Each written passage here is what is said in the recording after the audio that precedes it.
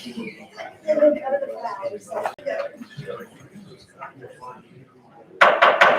right, we're going to begin the board meeting today for September 27th. Welcome, everybody. Appreciate you being here. Y'all have seen the agenda. Do I have a motion to approve? Do I have a second? Second. All in favor?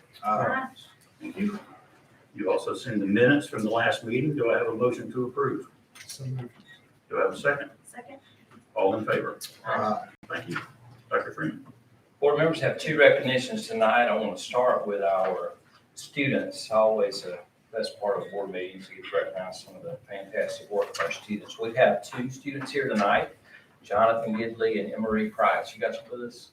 Jonathan, I see you there. Okay, good. All right, so recently they competed in a it's been a little while, Skills USA competition. Skills USA is essentially a collaboration with students, educators, the business community, and the whole effort with Skills USA is to promote a ready workforce and a skilled workforce. And both of our students competed recently in this, were award winners, and it was actually in additive manufacturing, which I'm going to need you to describe for us what that is. But both placed, and they won competition silver medals for additive manufacturing. So tell us, guys, about what you did.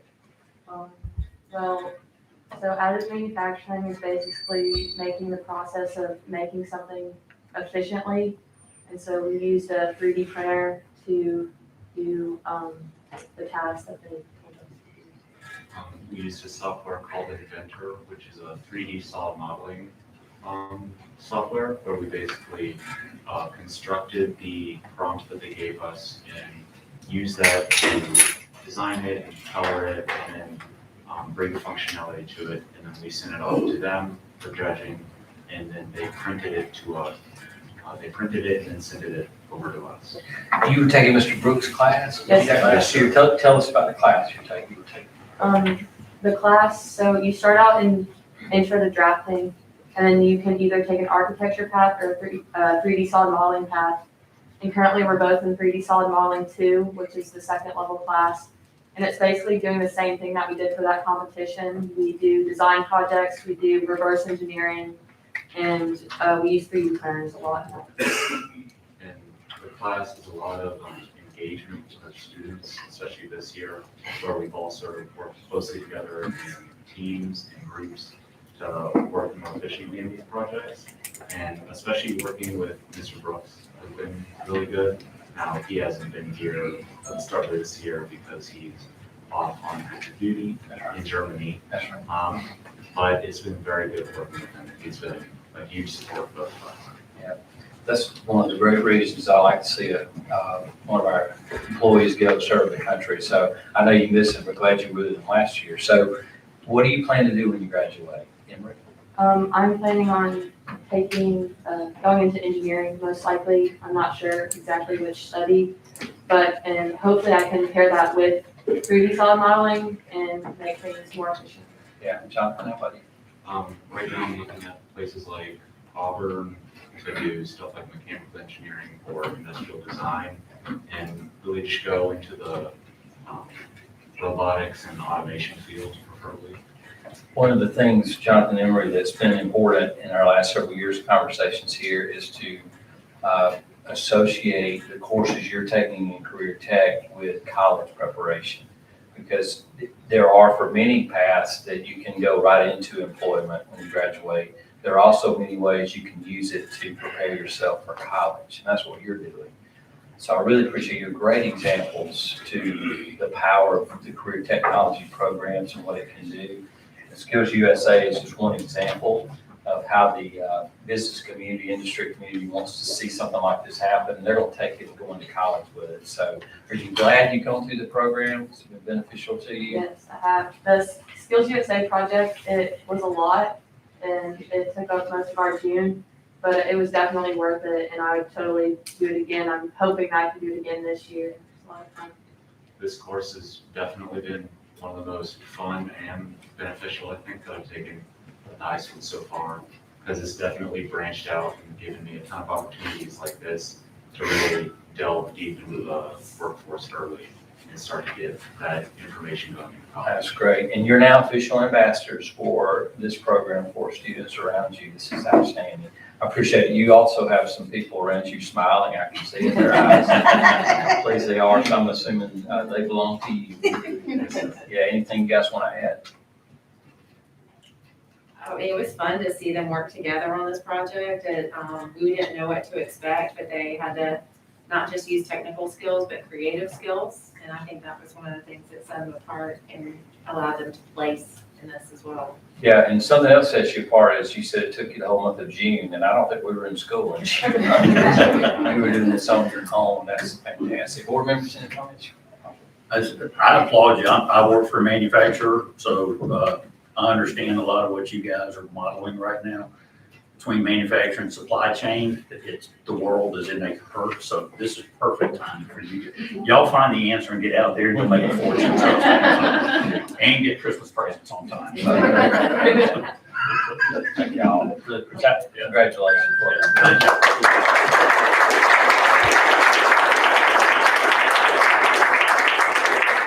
Okay, one more recognition is a group of gentlemen that are critical to the safety and security work that we do in our system and work behind the scenes many times. Dr. Martin, I'm going to turn this one over to you. I've asked your SROs to come forward here in the room.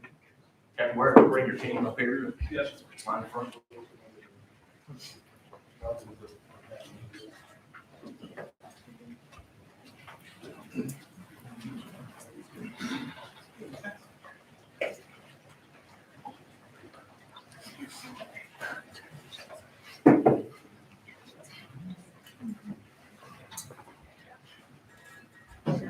One of the areas that we pride ourselves is providing a safe and nurturing environment for our students, and there's no team more critical to that than the school resource officers that we have here in Vestavia Hills. You'll notice some of them are sweating, perspiring right now because they have literally just walked away from the high school to come here to be with us this evening. So if we could recognize these individuals for all the things they do for all of our kids to make them feel safe.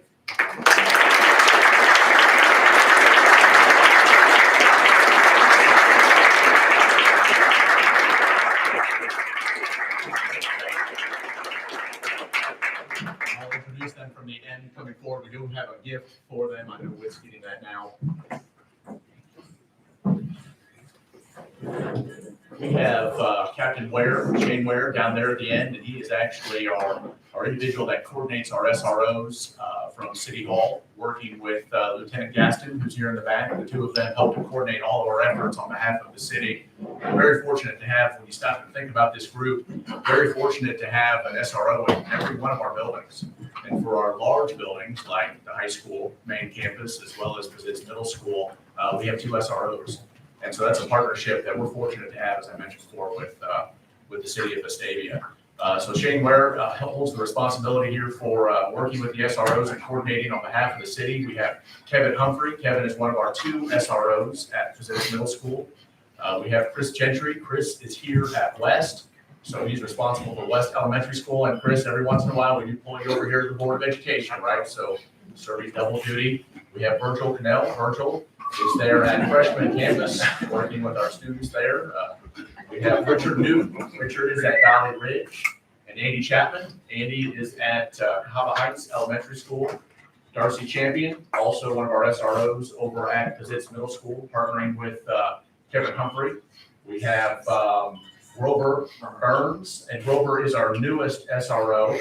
He's at Liberty Park Middle School. And then Marty Caffey. Marty is our police sergeant over the SROs here in system. So I work very closely with Marty in coordinating with Captain Blair as well as Lieutenant Gaston, all of the needs. And Marty, I'll just say he also fills in just about everywhere correct across the system in support of the SROs. We have Michael Cooper at East Elementary School. Steve McLemore, one of 2 of our SROs at the high school. His partner, Ralph McCall, not able to be here this evening. And then we have Jerry Thomas, and Jerry is at Liberty Park Elementary School. So we got one more hand for this company.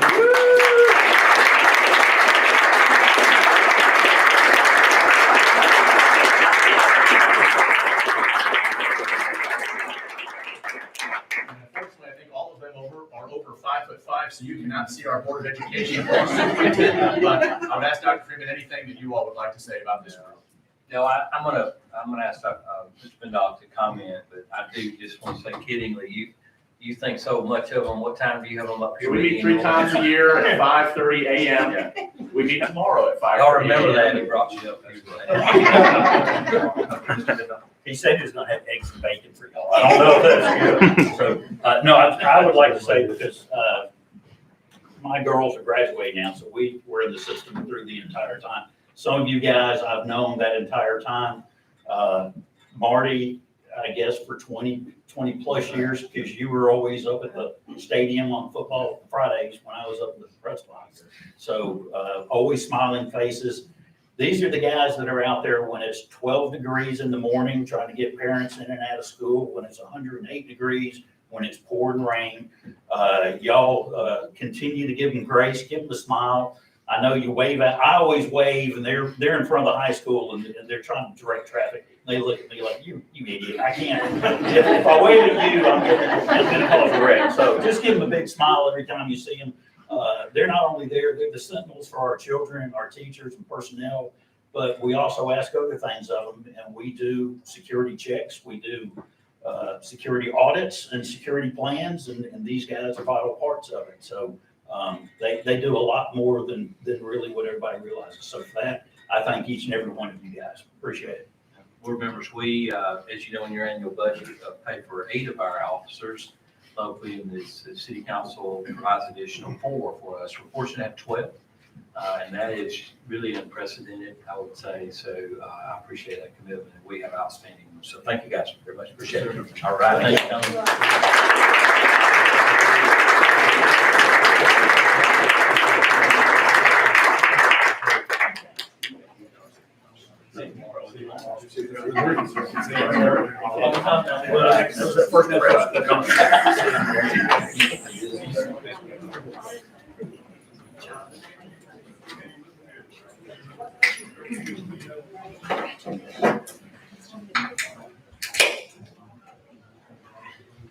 Okay. On the financial statement. Ms. Brown?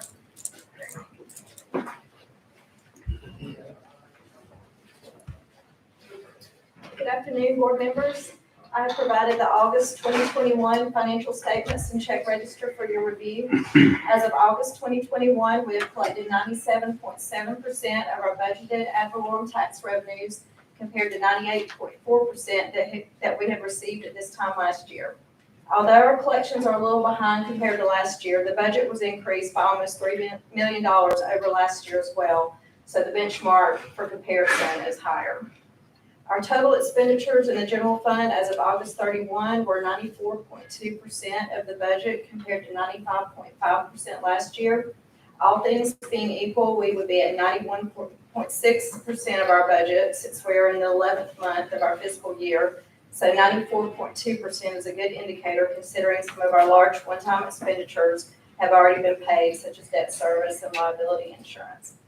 All board bank accounts have been reconciled as of August 31st, 2021. Thank you, Courtney. Board members, I recommend approval of financial statement for August 2021. Board, you've heard the superintendent's recommendation for approval of the financial statement for August 2021. Do I have a motion to approve? So moved. Do I have a second? Second. All in favor? Thank you. Consent items, I recommend the board approve consent items relative to disposal of property, out-of-state field trips, and overnight in-state field trips. Board, you've heard the superintendent's recommendation for approval of consent items. Do I have a motion to approve? So moved. Do I have a second? Second. All in favor? Thank you. Some nice trips too, so. Yes, and as all of these trips, they are good. Most of them are on down the line just to get a bid. Of course, if we had to change those requirements or cancel, we certainly can do that. I appreciate that. Item 7 is business. Item A, I recommend the board approve the change order for the library renovations at Vestavia Hills Elementary. Board, you've heard the superintendent's recommendation for change order to library renovations at East Elementary. Do I have a motion to approve? So moved. Do I have a second? Second. All in favor? Any questions on the renovations? Okay. That's a deductive change order, which is good. I Yeah. like those. All right, item B, I recommend the board approve the 2022-23 academic calendar. Board, you've heard the superintendent's recommendation to approve the 22-23 academic calendar. Do I have a motion to approve? So moved. Do I have a second? Second. And, All in favor? oh, sorry. So I was just gonna get, Dr. Rainey to speak to that. Dr. Rain, would you like to speak, and then we'll finish the vote? Sorry. You can explain class on Saturdays. Yeah, procedure, if you don't mind, is what we're going through in terms of gathering information from our staff. Yes, I appreciate everyone who served on the calendar committee. We had about 25 members who served on the committee. And so the people that were involved in that committee were representative of each school in our district, a parent and an employee. We had all the different types of employees, 9-month, 10-month, 12-month. I also represented on the committee, as well as some of our community leaders, because we felt it was important to make sure that we had representative from the city there as well, looking at the calendar, because we know that the calendar impacts so many areas of our life, not just what the school system is doing, but our community as well. So the process is, we all came together, they discussed suggestions, ideas, then we met twice. We came up with the calendar drafts, they tweaked those drafts in committee, then the drafts went to all the schools, all employees actually in our district, and the employees voted, and this is the calendar that you have before you tonight. Thank you very much. You're welcome. Did I leave out anything that you'd like me to share? Good. Any questions from anybody? Okay, all in favor? Thank you. Item C, I recommend the board approve the amendment to the energy management contract. Board, you've heard the superintendent's recommendation for approval of the amendment to the energy management contract. Do I have a motion to approve? So moved. Do I have a second? Second. All in favor? Board members, I do want to note that this approval has to do with funding that we're receiving from the federal government. This is what would be the third round of stimulus dollars we received or were allocated earlier this year. And a good portion of those are going to mechanical unit retrofits at East this year. That's one of the priority areas. That would happen probably this summer, I think, Dr. Mark, is that correct? But we'll use some of those funds toward improvement in our indoor air quality efforts. Is this money that was been spent for later on, or is this money that would not have been spent but for We the could- stimulus and That's correct. Yeah, we had it in our plan. It was part of the energy management contract, but we only had a certain amount of dollars up to about $5 million, from this U.S. state bonds. Right. This additional amount allowed us to add some to that initial project. We were going to roof only at East and do a lot of the project work at the high school, but since we're roofing at East, it makes sense to go ahead and get the HVAC retrofits as well. Yes, sir. All right. These yours. Alrighty. Next, we have the selection of the delegate and alternate delegate for the AASB convention. This annually is a highly contested event, as you know, on the board. Do I have anybody that wants to volunteer to be the delegate? Traditionally, the new person on the board. Traditionally, I have been so selected and I accept the nomination. So yes. That's good. Thank you, Jay. Because you read it anyway. So. Gotcha. And since Jacqueline's not here, so she be the alternate? Yes. Wait, everybody in favor of that? Okay. So this is a meeting, you get selected, so, okay. All right, thank you, everybody. Thank you, Jay. Okay, item 8 is personnel, and I recommend the board approve the personnel actions as submitted. Okay, you've all had a chance to look at the personnel items. And the superintendent would like us to approve these. Do I have a motion to approve? So moved. Do I have a second? Second. All in favor? Thank you very much. Thank you. All right, on to our administrative reports. I'm going to leave the first one as an introduction from Dr. Martin to share with you the results of this great work. And so Dr. Martin, take it away. Will you give me a please? Members of the board, I'm pretty excited about this tonight. This has been a project we've been talking about now for about 2 years. And so I think that then Athletic Director Jeff Seegers and I brought a report to you November of 2020. And as you can see here on the screens, really we sat down and our goal was to look at what we were talking about was a premier athletic experience for our student athletes, as well as our general student population. What would this look like? And so that was really our first objective. The second objective that we were looking at is let's get stakeholders involved. This should not just be something that the Board of Education, the administration, the teaching staff should, that should be owned by the entire community. And so you can see that bullet point number 2 was let's get a wide array of stakeholders from across the community to weigh in on just what that premier athletic experience would look like. Get our coaches involved, our athletic representatives, how do they support this? And that was number 3. Number 4, start talking about next level thinking. What are some of the best practices from around the state, from around the country that we may be able to tap into and start to utilize here in Vestavia Hills? And then finally, we wanted to look at our facilities. And looking at our facilities, where are some upgrades that we can take a look at? Where are some areas that we can continue to grow? And so if you would go to that next slide, you can see here, we reached out to 3 different groups, and this is Jeff Seegers and myself. The first group that we talked to, college consulting. The second group was athletic staffing consulting, and the third was strategic edge athletic consulting.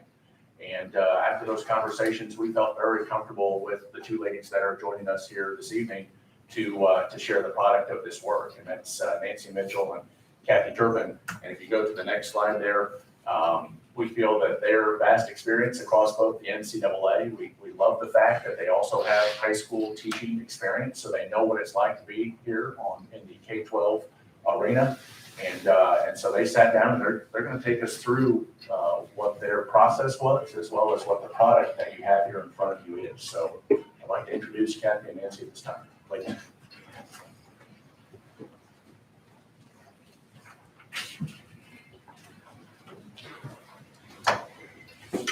Thank you, Pat. Dr. Martin, I appreciate that. Dr. Freeman and members of the board, good afternoon. Thank you for the opportunity to really join you this afternoon and share with you this exciting and very important project. We appreciate the opportunity to formally present to you the Vestavia Hills Strategic Plan for Athletics. As Dr. Martin stated, I'm Kathy Turpin and my colleague Nancy Mitchell. As should be the case when you're working in education and specifically when you're working with athletics, we team approach this, and we are a quality team in our work. We often talk about team driving, and we do a good job at that. So Nancy and I are very happy to be here and share the good work of so many on this very important project. Speaking of the good work of so many, we want to personally thank the steering committee members and all the district representatives that worked with us throughout this process and all their invaluable feedback and participation. It's so good to see a few of the steering committee members here with us in attendance, and we also know that there are several that are joining us live via the live stream today. You'll have an opportunity later in this presentation to meet those on the committee. Our meeting agenda is going to include, and we're going to keep it brief for you and stay within our time frame. We know you have a lot of business to cover, but we're going to give you an overview of the process, which was a very comprehensive one, and you'll hear that from Nancy. And then I will provide you a review of One Rebel, One Future, the Vestavia Hills Strategic Plan for Athletics, and then a small snapshot of the action plan template that we've also developed to assist the district in really tracking and measuring the progress of that strategic plan. We'll then open up for some questions that you might have for us and a short discussion. So with that, I'm going to hand off to Nancy and let her give you an overview of our process. Thank you. Keep driving. Thank you, Kathy. Thank you, Dr. Martin, Dr. Freeman. As Kathy said, we are both just so pleased to be here today with you and to present as she said, the strategic plan that was the work of so many. And what I want to do is just take a few minutes to give you a brief overview of the process that we went through to develop in the development of the strategic plan for athletics. The process is outlined in the executive summary document, which you each should have a copy of, and it's also up on the screen as well. And as Dr. Martin said from the outset, it was really clear that the district was very interested in the strategic plan for athletics being informed by internal and external stakeholders, feedback from internal and external stakeholders, and also that the process be guided by a committee of folks from the community that have a real passion for athletics at Vestavia Hills and for Vestavia Hills in general. And so in that regard, one of the most critical first steps in the process was the appointment of a steering committee, as Kathy mentioned, to help guide and inform the process, the committee comprised of all members from the community. And the members of the steering committee are listed in Appendix A, also in your executive summary. And I want to take just a minute to recognize those who are here with us today, and I hope I don't miss anybody. Brad Ainsworth, the chair of our steering committee here. And we've got some ex officio members. Dr. Patrick Martin is one of our ex officio members. Tanya Roselle is one of our ex officio members. Meredith Hansen is here. Did I miss anybody? Oh, there you are, Mark. I didn't see you sneak in. Mark Ingram is one of the members of our steering committee as well. So thank you so much for being here. And then I certainly want to recognize everyone. And if somebody walks in while I'm talking, I'm going to recognize them. So help me out there if somebody walks in. But now what I'd like to do is just ask Brad Ainsworth as the steering committee chair to just say a few remarks about the process as from his perspective as chair and the various steering committee meetings, just a few remarks from your perspective, and then I'll come back up and go into a bit more detail. Sure, afternoon, everybody. I think what was really neat about this, Dr. Freeman will tell you, I stopped in his office one day and said, hey, if I can ever help with anything, let me know. And I did get this phone call, which so I was glad to help. And then really neat to meet a diverse group of people around the community that were involved in this process. It was a lot of fun for me to see a strategic planning committee come together. I mean, we had a group, somebody that was just out of college, up into myself, people like Mark who have he's in the athletic at UAB, athletic director. So we had a diverse group, and it was just a lot of fun to see people come together with different ideas.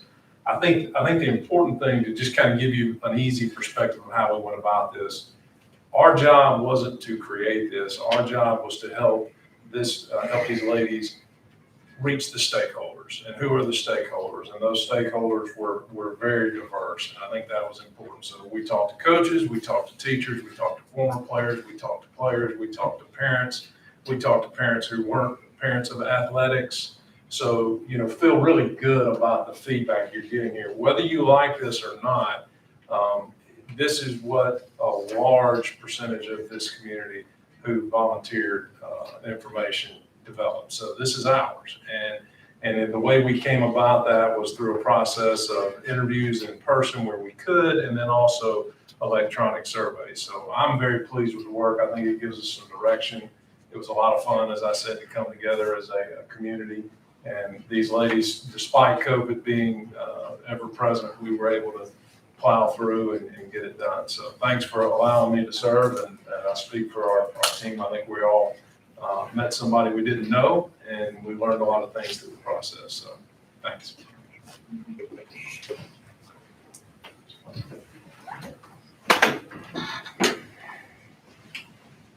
Thank you, Brad. Great segue, because I just wanted to give a bit more detail about the interviews and the focus group sessions that Brad was mentioning and the electronic survey.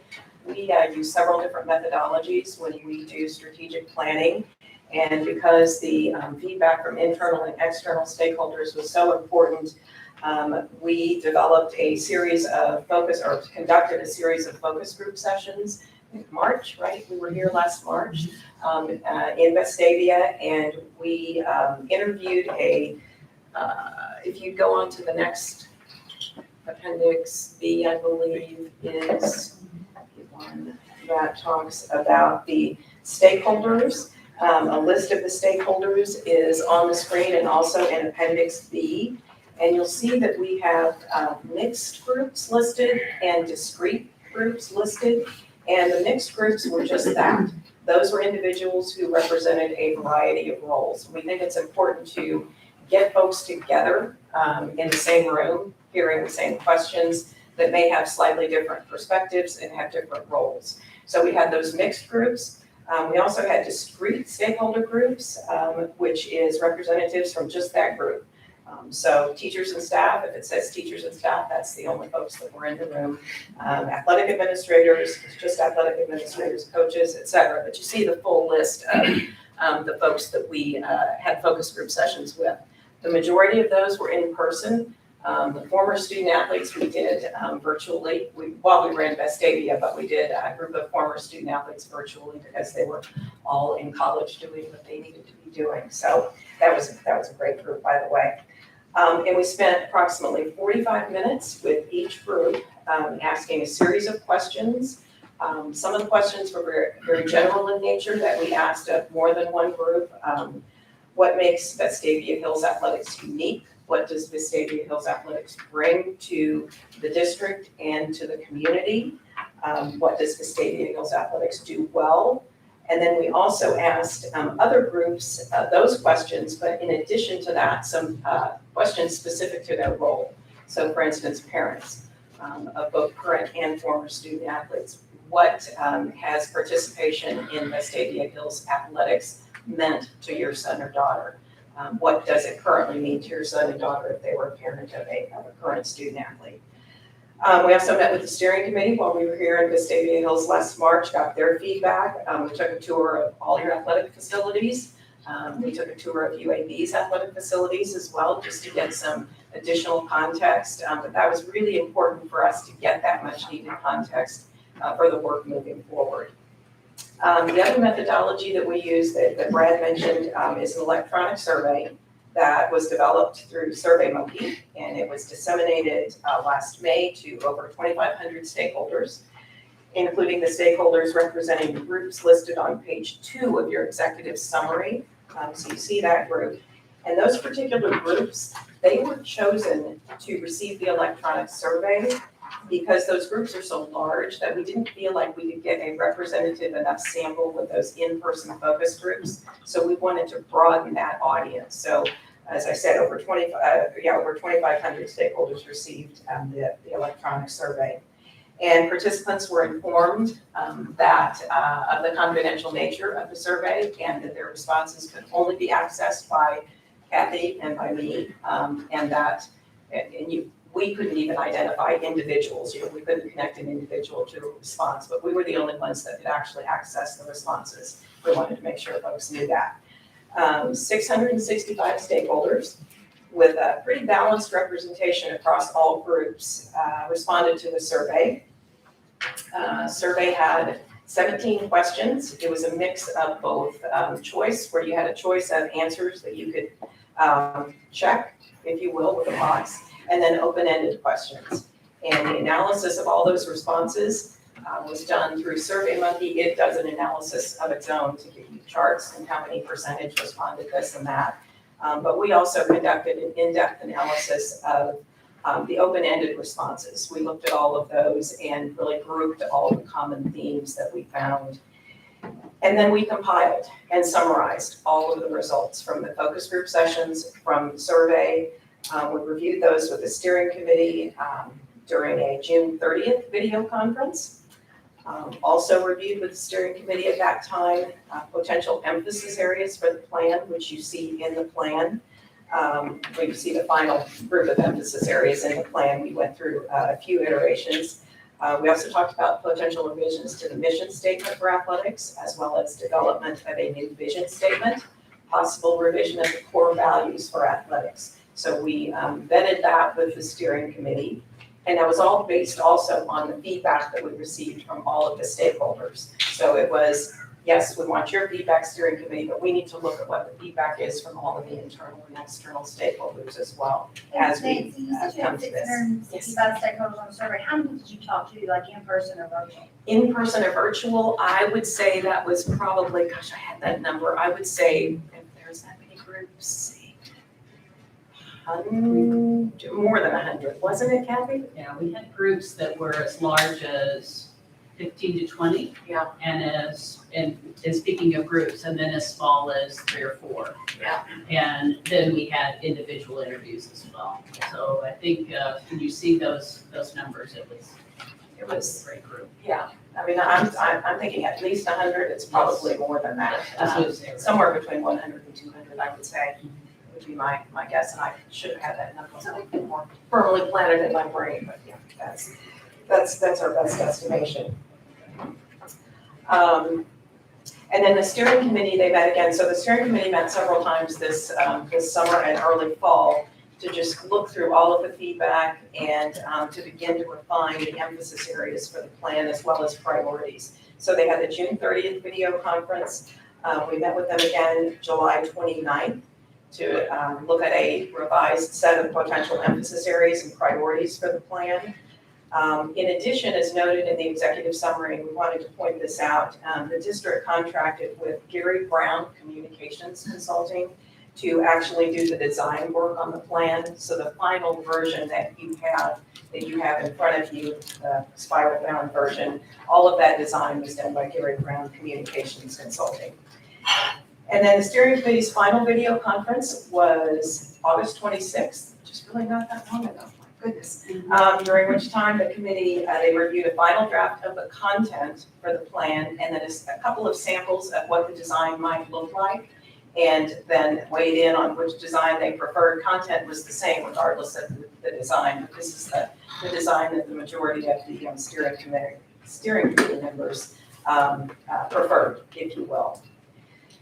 So I just went through a lot, and there's probably a lot more I could talk about, but I know we're at limited time, but I just wanted to make sure that you had a good sense of the breadth of the feedback that we gathered and the multiple methodologies and the way we went about it to get all of that internal and external stakeholder feedback.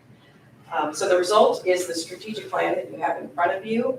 Kathy's going to talk now about the plan itself, as well as the action plan that you also have in, I don't know, it's going to be on the screen, the action plan is going to be on the screen, that's right.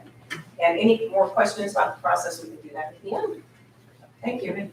I we brought Coach Miles and Coach Miles. Director, I mean, I assume we promoted her. Oh, yes, she, her first, really as soon as she got hired, Dr. Martin called us and said, we've got a new athletic director, we need to plug her in. So she was participating in our steering committee meetings as of the time she got hired, and so she's been involved for sure. I think Dr. Martin, Myra joined a day or two after she came on board. Yeah. So right away, and we were, obviously both gave us some great feedback. Thank you, Nancy. Yes. And again, now we're kind of to the exciting part. In front of you, let me review the plan. So in front of you is the strategic plan for Vestavia Hills Athletics, and the plan's name is One Rebel, One Future, of which again, the steering committee guided us with that name of your plan.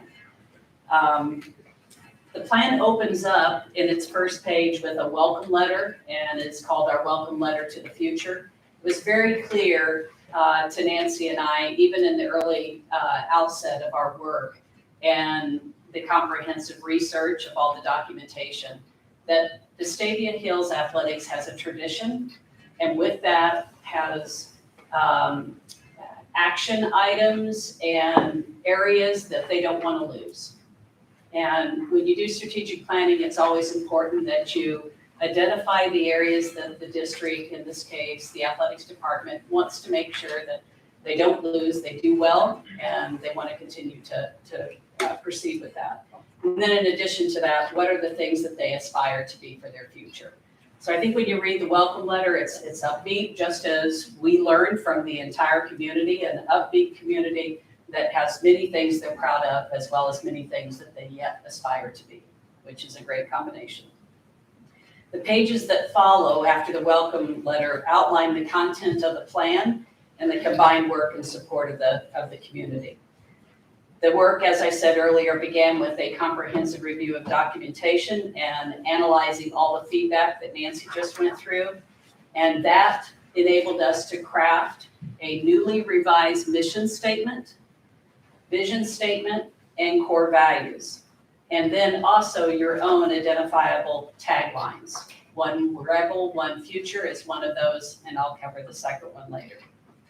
As you know, the emphasis areas and priorities can't be developed until you cement a mission statement and a vision statement and core values. So those are listed and provided for you on pages 3 through 5.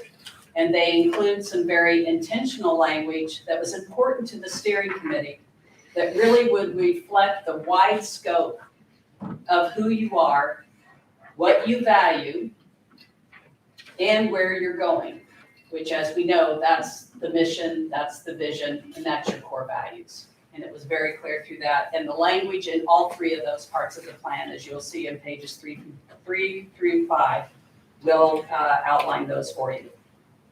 In addition to ensuring that the plan aligns with the athletics department's own mission, vision, and core values, it was also important for us, and clearly approved through the strategic plan, that the athletic strategic plan would also align with its family.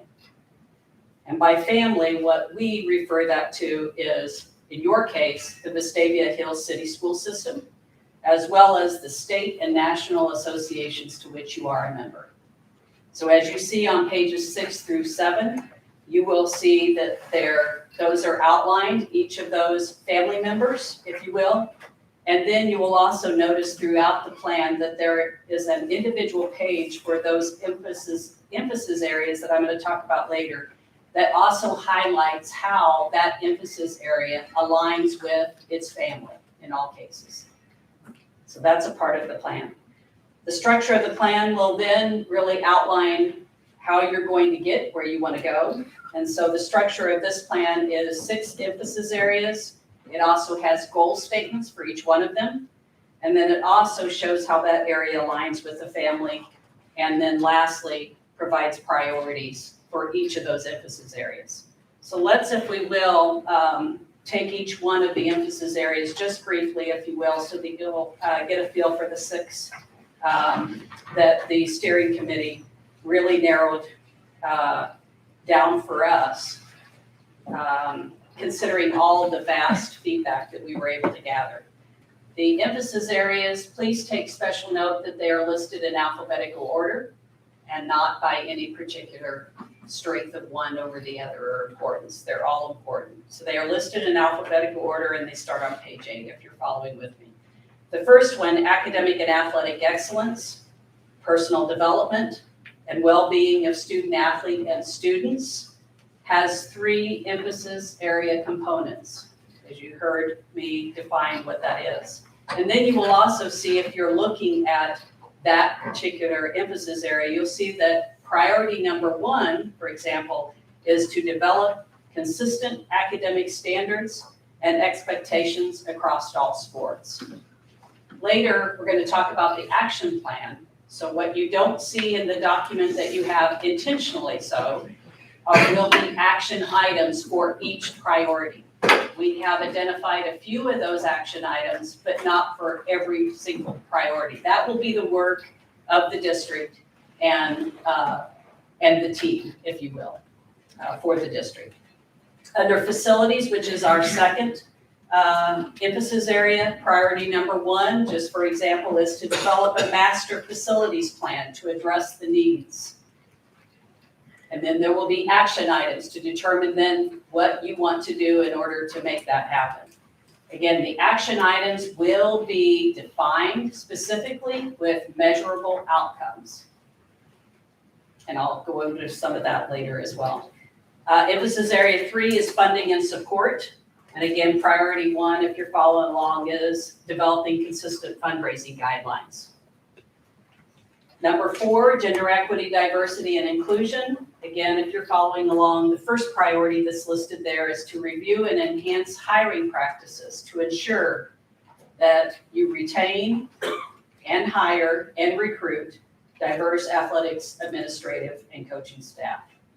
And then emphasis area 5 and 6. 5 first is school and community engagement, marketing, support, and collaboration. Again, that has 3 components to that emphasis area.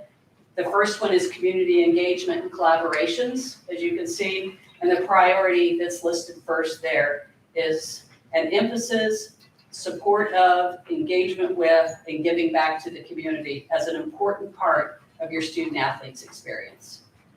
And then lastly, emphasis area number 6 is related to staffing, leadership, and professional development of staff.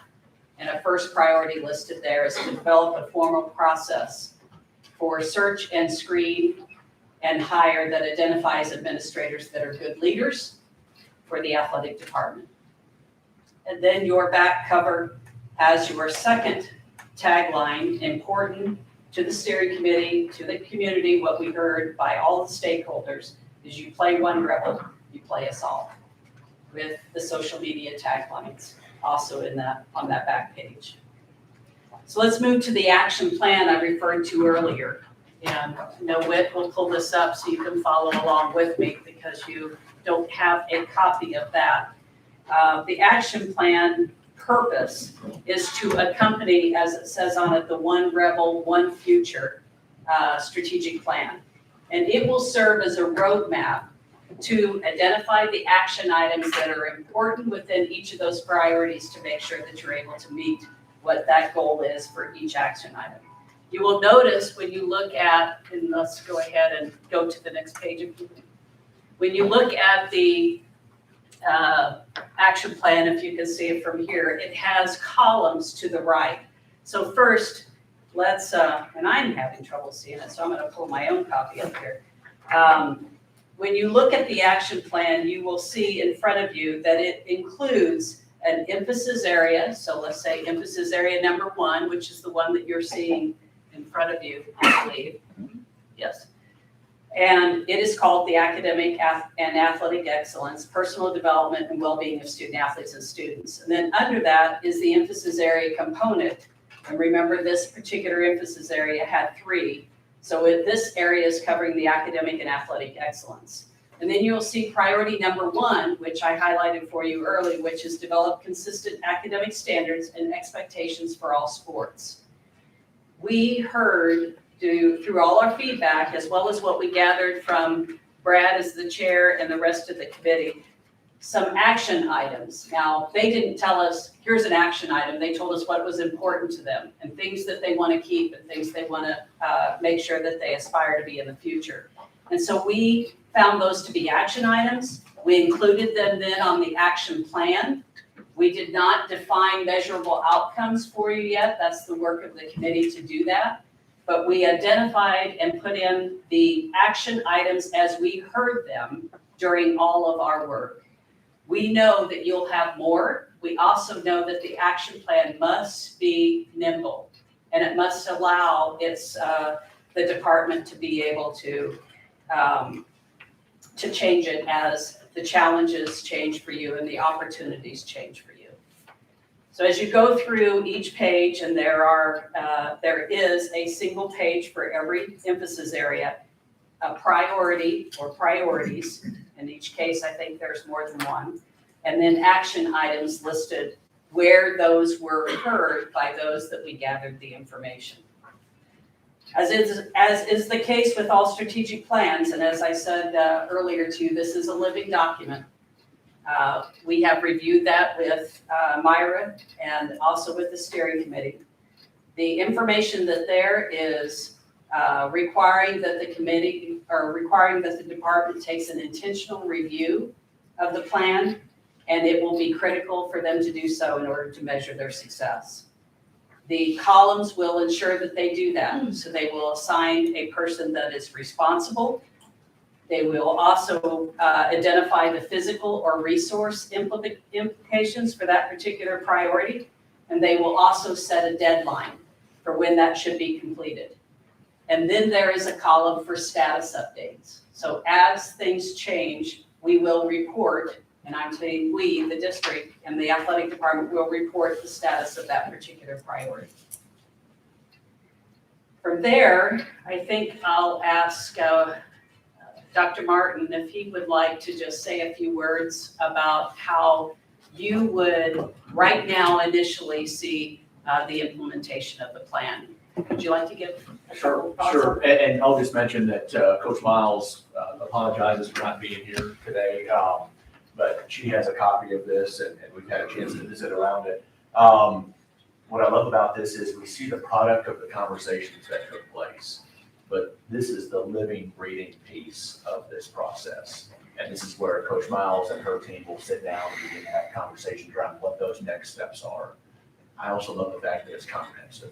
So they know that this isn't just something, I mentioned that at the offset, this isn't just something where the administrators sat down. They have the voice and the formal process of what in some systems are really a lot of informal conversations. And so now she and her team can take this back and begin the legwork of putting into action all of those conversations that took place. Perfect.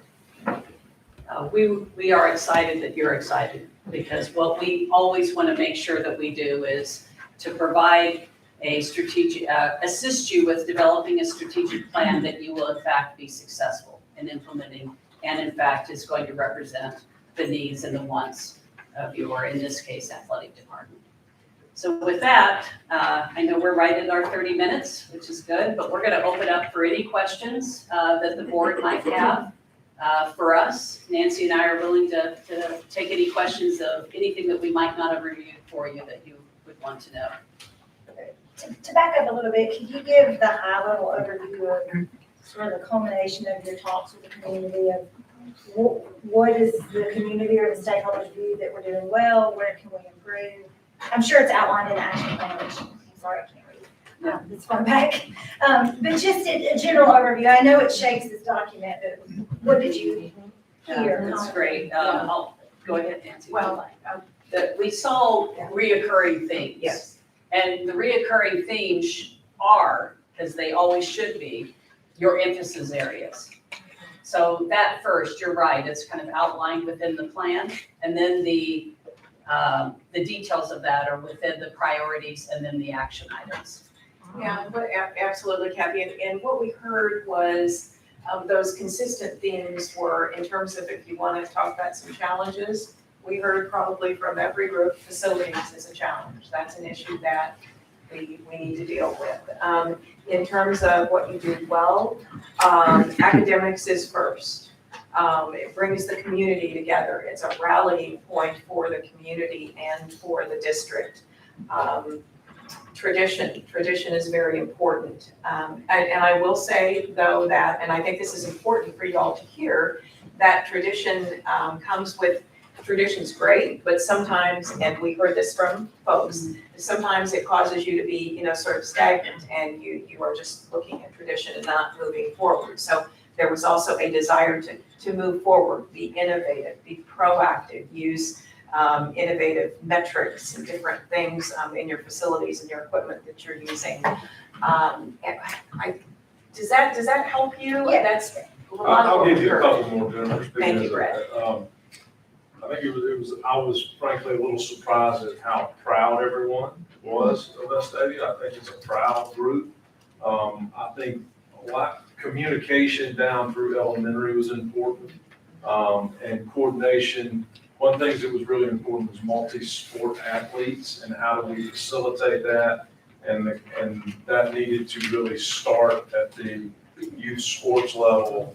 And so that's where you talk about training and development of the leaders within the athletic department, was making sure we hire people who aspire to be what the stakeholder group wanted. Not that we don't, but there didn't seem to be a lot of coordination.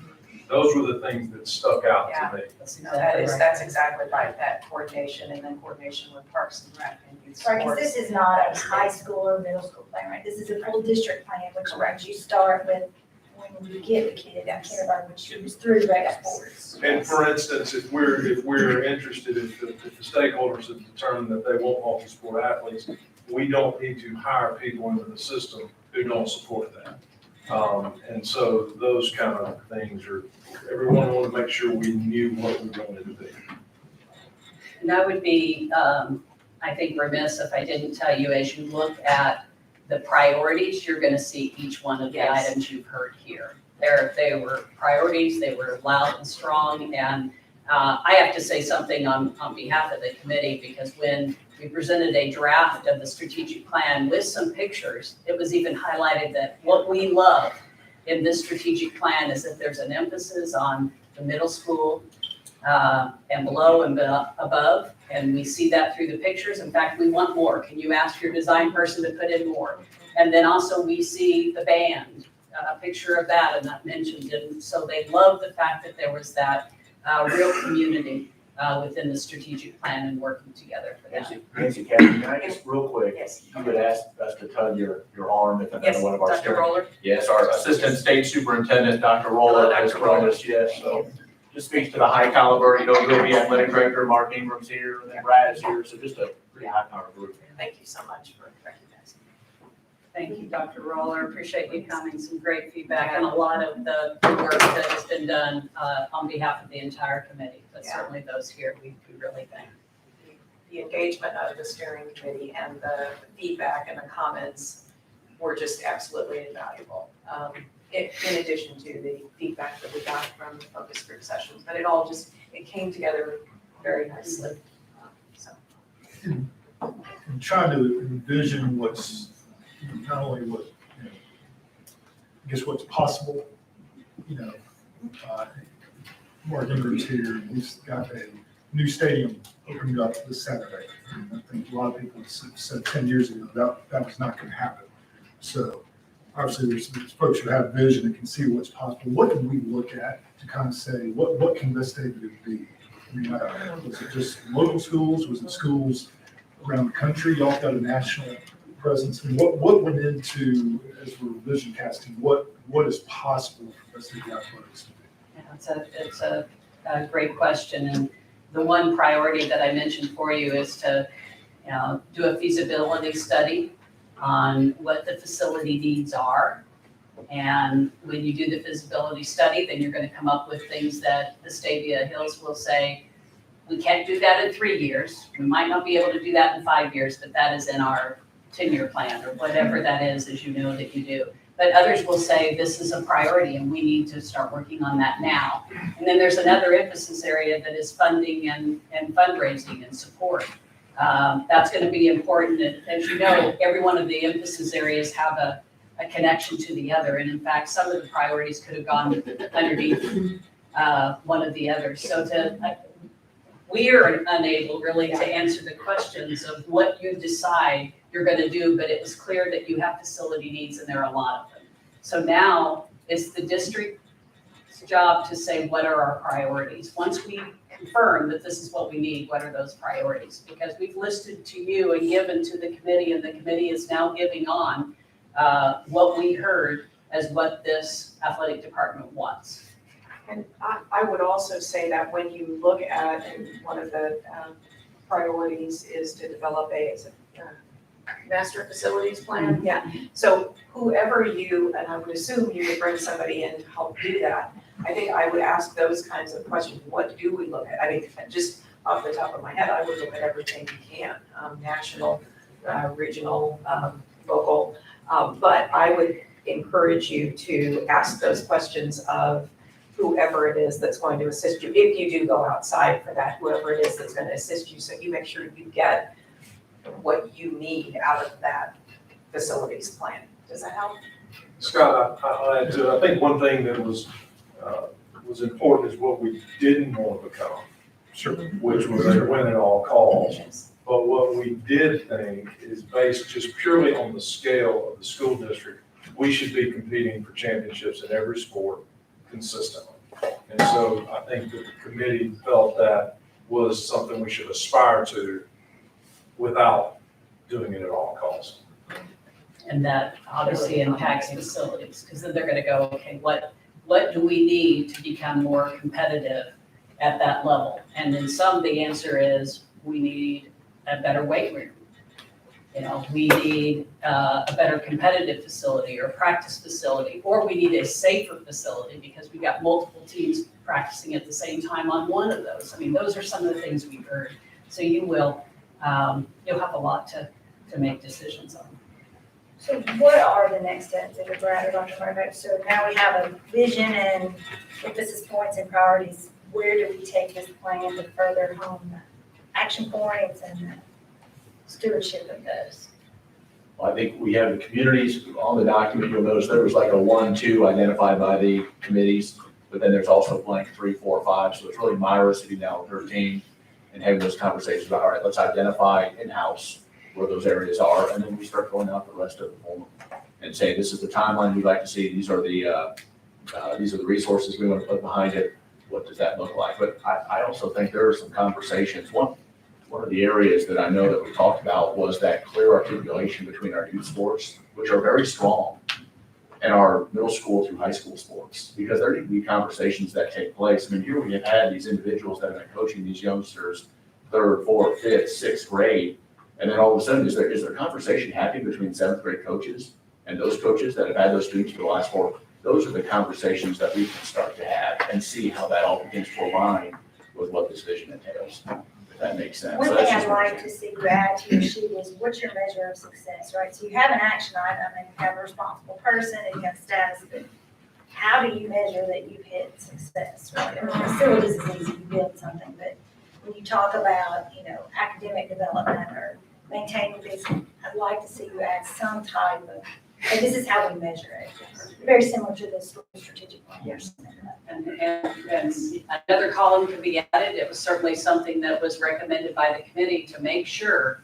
And yet that's not what Nancy and I can do, as to what will you measure as your success? So key performance indicators, what measurement of success, and that will be added to any action item that we provided on that action plan, as well as any new ones as Dr. Martin referred to. And This really sits with Coach Miles, and she sort of, I assume our steering team stays together, and she kind of reports up through you and then to the board. And what we recommended as well, and everyone does it different, but there is the person or persons responsible. That's one of the columns. And oftentimes, our clients will decide that they're going to what they call a person that owns an action item or a priority. Because it makes sense that if you're talking about student athlete health and well-being, that your athletic trainers and those that are serving as team physicians and whatever become a part of a committee that discusses what those priorities are. So that will be a part of, yes, getting together and deciding our action plans, and then who should be the owner of that action plan to ensure that we're doing what we need to be doing and that we measure success through that. And she's looking at different committees made up of the groups that we spoke with. So you may not see that steering committee continue on as they have been, but you may see some of those individuals that were on that committee that have some experience with fundraising become an arm or branch off to support her in that I area. mean, we put a lot of If that makes sense. talent together. That's right. Yeah, I don't think, honestly, we're not involved in implementation, but this is the guide for Dr. Martin and Myra to evaluate, for you to evaluate them on the success and making sure they're staying in line with what the community wants. It would only make sense that, I would support her on the capital side, Yes. and the same with Dr. Freeman, supporting them through that process as well. Tony Ballou, Director of Maintenance, so she'll be branching out to those of us, helping support in that area as well. Can we get a copy of the synopsis of what the survey is? Absolutely. In fact, I was just going to say it might be really helpful for Maybe you to just get one of those board summary ready. documents. You can get it to Dr. Freeman. Yeah, no, I think that would be really helpful because that does give you a much better sense than what we could do in this time period of what we heard and what those needs were. So we could do that, right? Yeah. I think all of the committee members here would say they were inundated, or certainly well-informed through the Well-informed. process of different reports and summary documents. So we have both, and we'd be happy to. We'll make sure that Dr. Martin has what he needs to share those. Sure, and I think Scott was alluding to it, and if I'm repeating the question, I apologize. But is there a model program out there that's the gold standard? And I will say both the Alabama Auburns of the world, or is this a plan? Because I feel we're all most of us are graduates up here, and Jennifer's husband's a graduate, but of Vestavia, so I think I speak for all of us.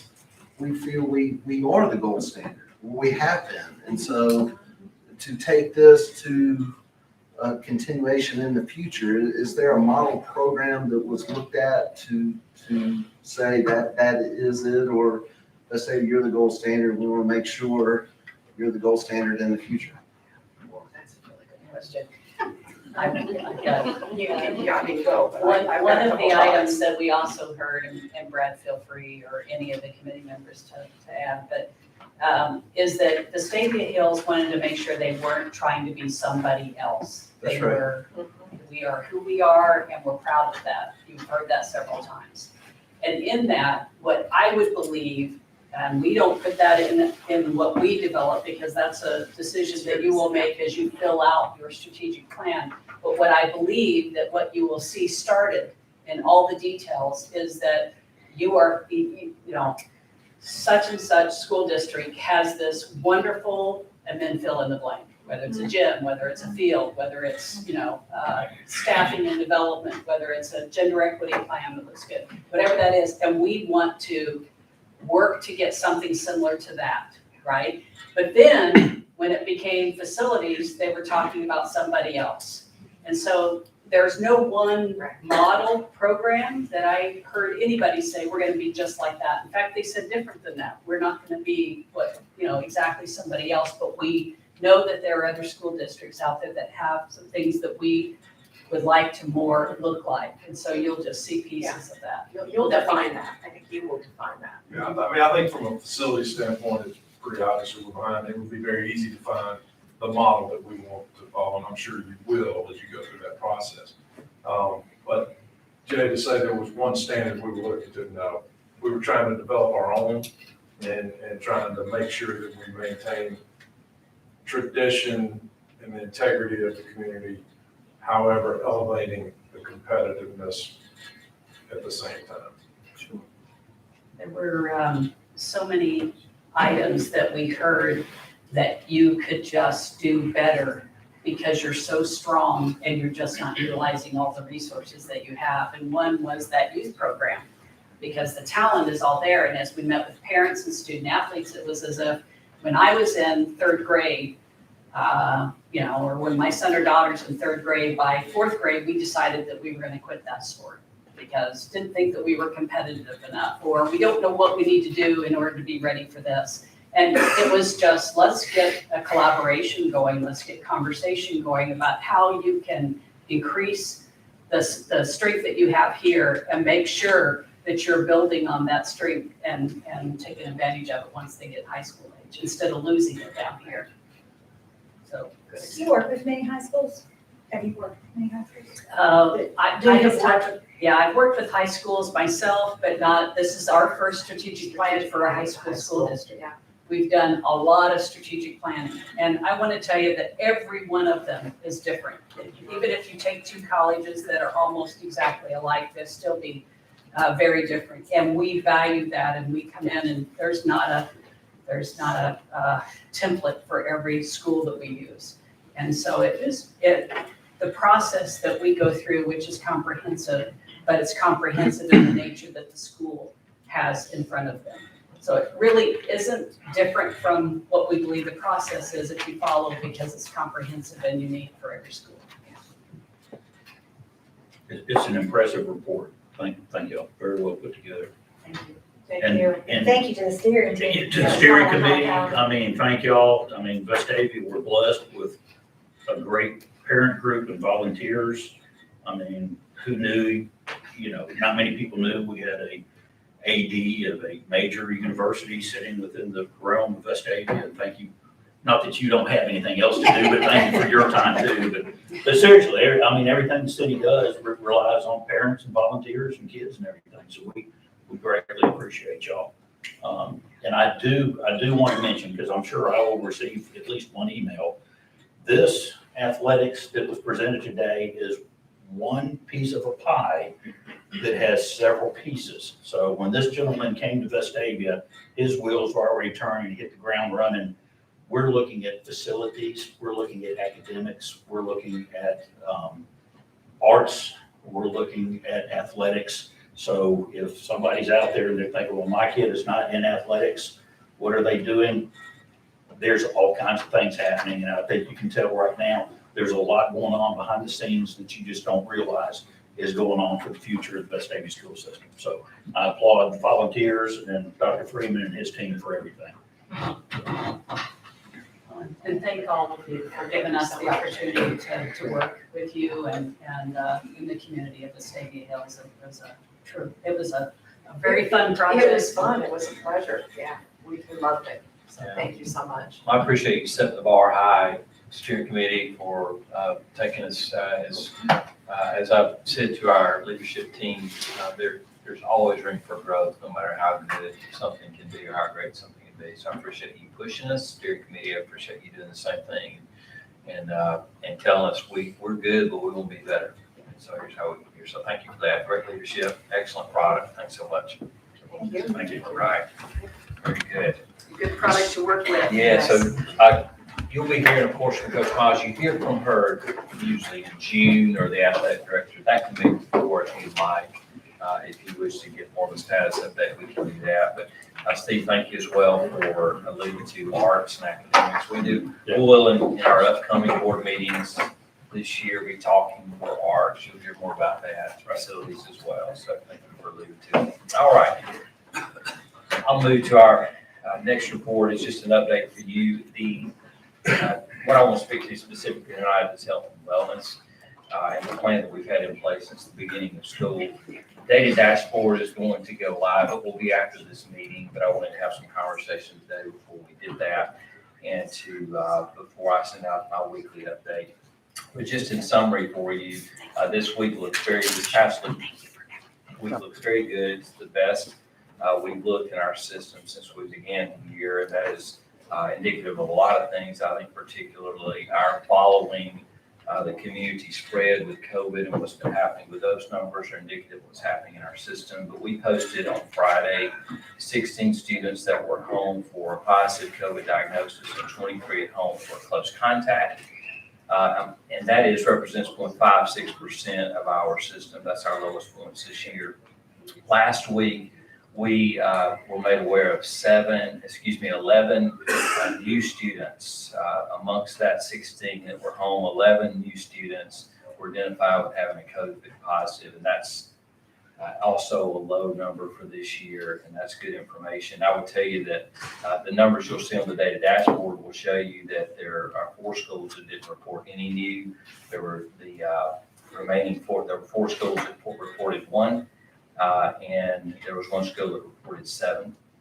And so what I want to speak to specifically about that is that those 23 close contacts that are at home are mostly identified from home and have chosen to stay at home, or they could be from a potential exposure at school. And so I do want to remind you that the way that we are looking at notification now is through potential exposure. So if there is a student in a classroom that has a positive, we notify the parents in that classroom of a potential exposure, and we say that you certainly may keep your student home if you would like to. Those absences are excused, and a parent can bring back a child at any point if they want to test them or whatever the case may be that they want to do. They can, but we excuse those absences as we would if we were to contact tracing. But I did allude to several weeks ago that indeed it has always been the practice and the responsibility of public health to do contact tracing.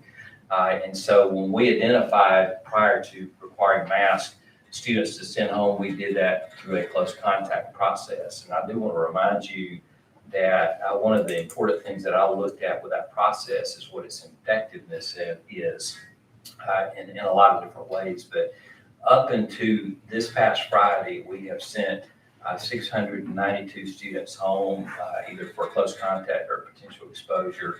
32 have been identified that we know of as having become positive as a result. When I look at any type of procedure or policy about school attendance, and 95% of the students I send home do not become sick. I have to look and contemplate what I think is the best measure moving forward. When we went to a mask requirement, we moved at that point away from identifying close contacts and going to potential exposures. I do want to remind you, board members, that to identify close contacts is not a requirement or responsibility the school has.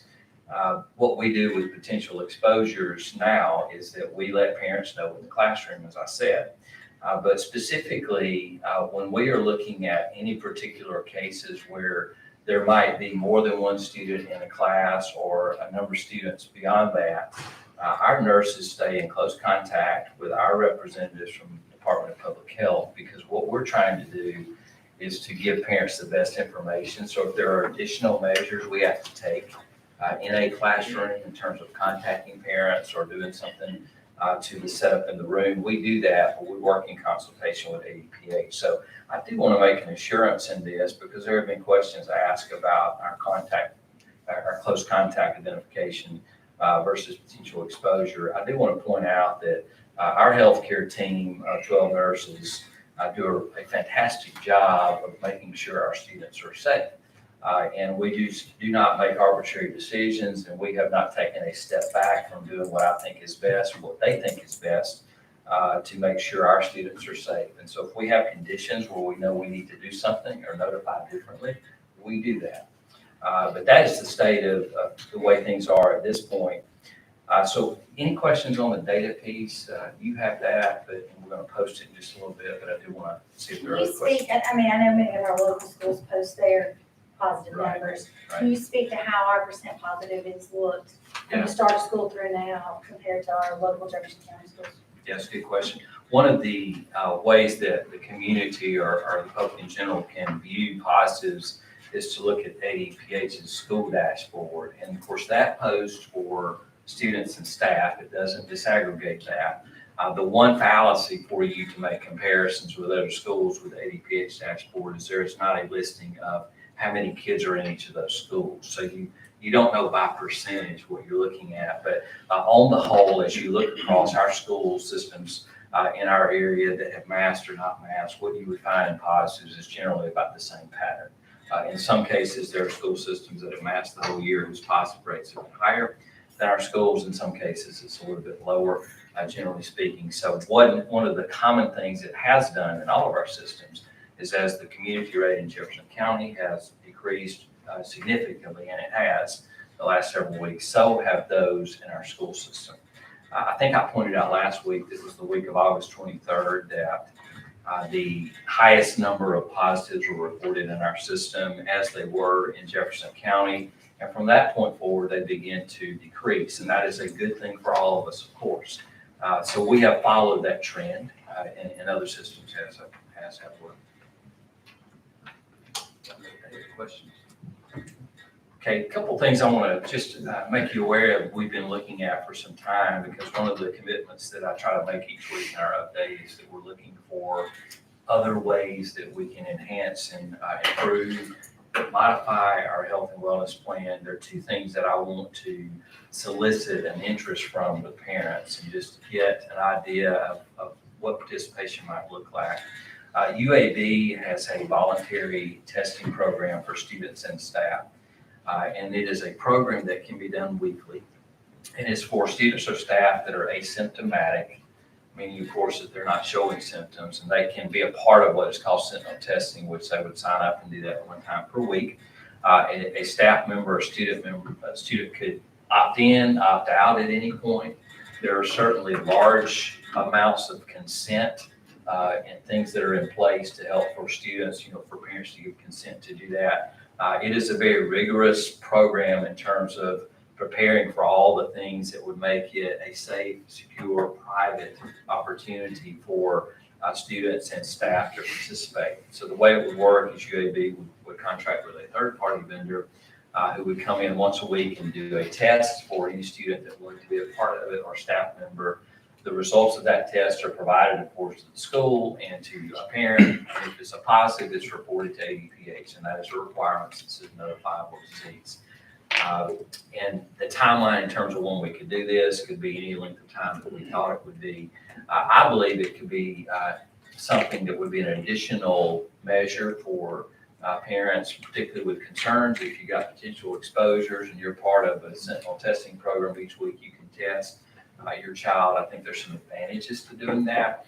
I've worked with the team at UAB for a little bit over a month with this program, just vetting it out. They've been a fantastic group to work with, very agreeable to work with the system and adopting it the way we would want to. I think a very important component of this, though, is would anybody do it? And so I don't really know that answer unless we ask our parents, would you be interested in doing it or not? I do want to reiterate it would be voluntary. There is no requirement to do something like And that. it's not I mean, you sign up and you're tested on a given week, right? It's not Dr. Box test whenever you want. It's every Monday we It'd be one test day, yeah, it'd be one day a week. prior to And it's a PCR, just for information purposes, what the test would be, and only asymptomatic students.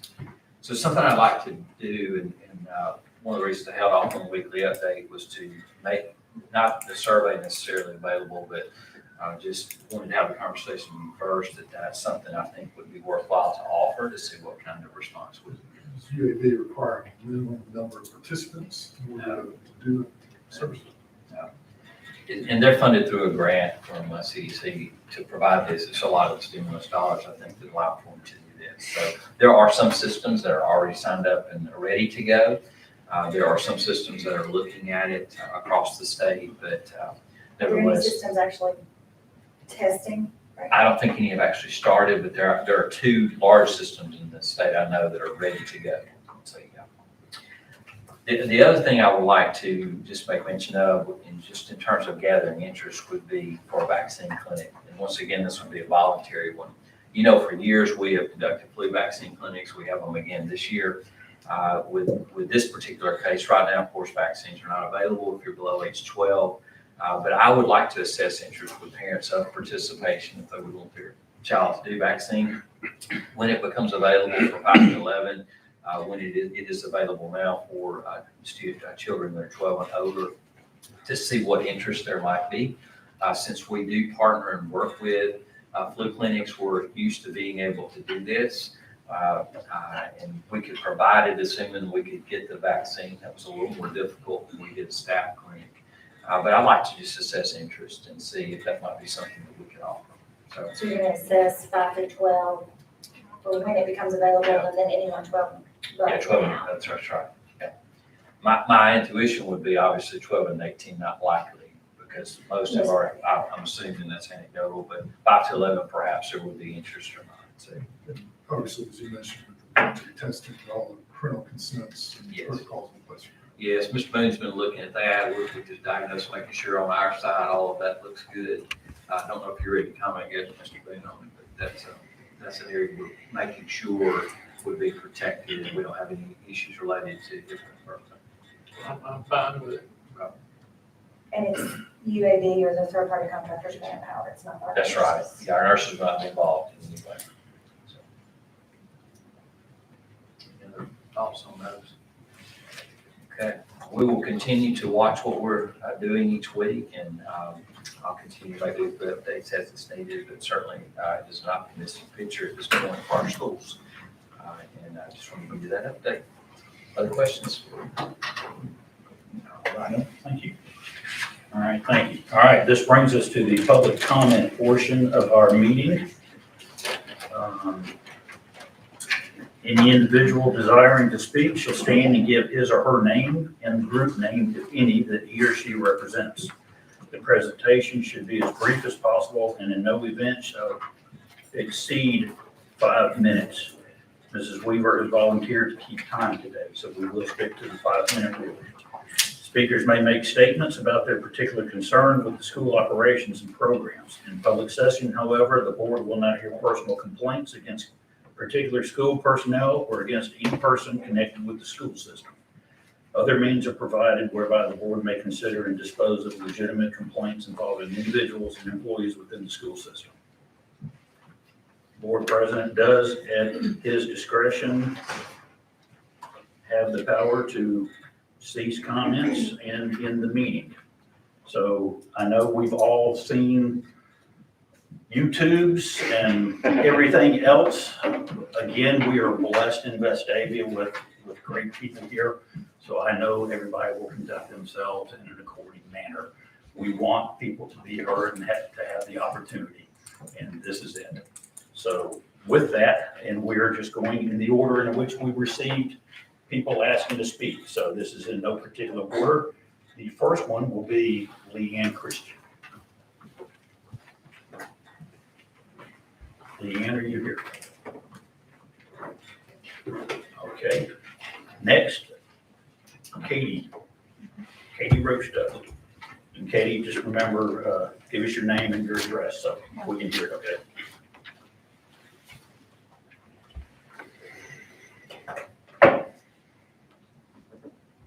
I am Katie Roach Douglas, 3237 Ridgely Drive, 35243.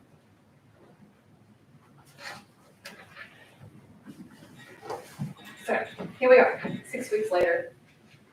I thought it was really interesting the number of experts you guys brought in for the sports plan. I think you really valued those experts. It's impressive that we called them in, that we used them, that we listened to them, that we appreciate them. In the weeks that have passed, since we were here last, it has flashed across our screens the national polarization of pandemic safety. There is something very broken in society when people are choosing to put their lives and other people's lives on the line in order to not betray the extremists in their political party. When actually what everyone wants is the exact same thing. What we're all fighting for is against the same enemy. We all just want to get back to normal. I want my kids to not wear a mask. I want to not spend all my free time writing letters and writing speeches to y'all. But here's the thing. We're going to keep getting right back to the same spot unless we quit turning on each other and fighting about things that somebody or some company somewhere else wants us to fight about. I don't think anyone here at this point thinks we're changing our minds, right? We're past that. Numbers are down, the vaccine is on its way. But this is also never really all about masks. Even though maybe the media played it like that. Even maybe that's how it felt like in here, right? This was about trust. Trust in our institutions, trust in our schools, trust in our community. We got confirmation that this week that each one of you is here because of your political views. Even though you're supposed to be nonpartisan, y'all are being used as pawns in someone else's political game. Just as you were using our children as pawns in your game to prove you're smarter than the CDC.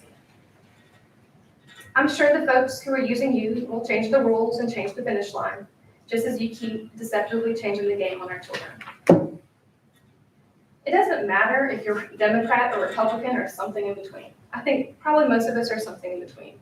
Affiliation shouldn't matter when it comes to the health and safety of our education of our children. We should be doing everything we can. My wish for you is that you lead by putting partisan politics aside. My wish for you is that you lead with humility. My wish for you is that you demonstrate servant leadership. My wish for you is that you demonstrate a respect for authorities. My wish for you is that you find some ingenuity and creativity, not around covertly rewriting and deleting policy, but around how to find actual solutions. You are tasked with the exact same task as thousands of other school boards. The schools in Birmingham have been pretty unanimous in their safety decisions. We are the odd district out. I still cannot get a clear answer on what is the broad information or wisdom that the five of you believe you have that makes you smarter than all the other districts, or believe that Vestavia students are so different in what they can handle than other students. Often when one is an outlier, it's because they are questioning and pushing humanity to grow and become kinder. Martin Luther King, Gandhi, Jesus Christ. But often when someone is an outlier, it's because their agendas don't line up with helping society to become more empathetic and compassionate. We in Vestavia are outliers. I wonder what type of outliers history will show us to be. The overwhelming majority of medical professionals, psychologists, speech therapists, and audiologists who have all offered to be your experts have told you over and over that the risks of following the Alabama Department of Public Health guidelines are less harmful than the risk of COVID. There is no division there. If you did, there are of course some medical outliers who will tell you differently. But think hard about what type of outlier they are. Are they actively there trying to save lives? Are they working in the hospitals? Are they the actual experts? What is their reputation in their field? Because I have seen no respect for expertise. I have seen no servant leadership. I have seen people who think they are either smarter than everyone else or who are pushing a political agenda. Maybe both. I keep hearing over and over that you have not replied to constituents who are pouring their hearts out to you in emails. They received no reply. You instead go around telling people that you won't listen or read things unless you find the tone amiable. I believe that almost everyone's tone has actually been amicable.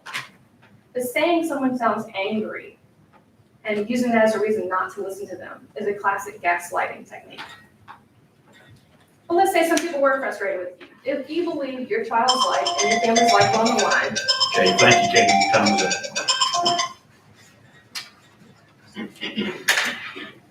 Leah Dufner. Actually, that's it today. Okay, thank you.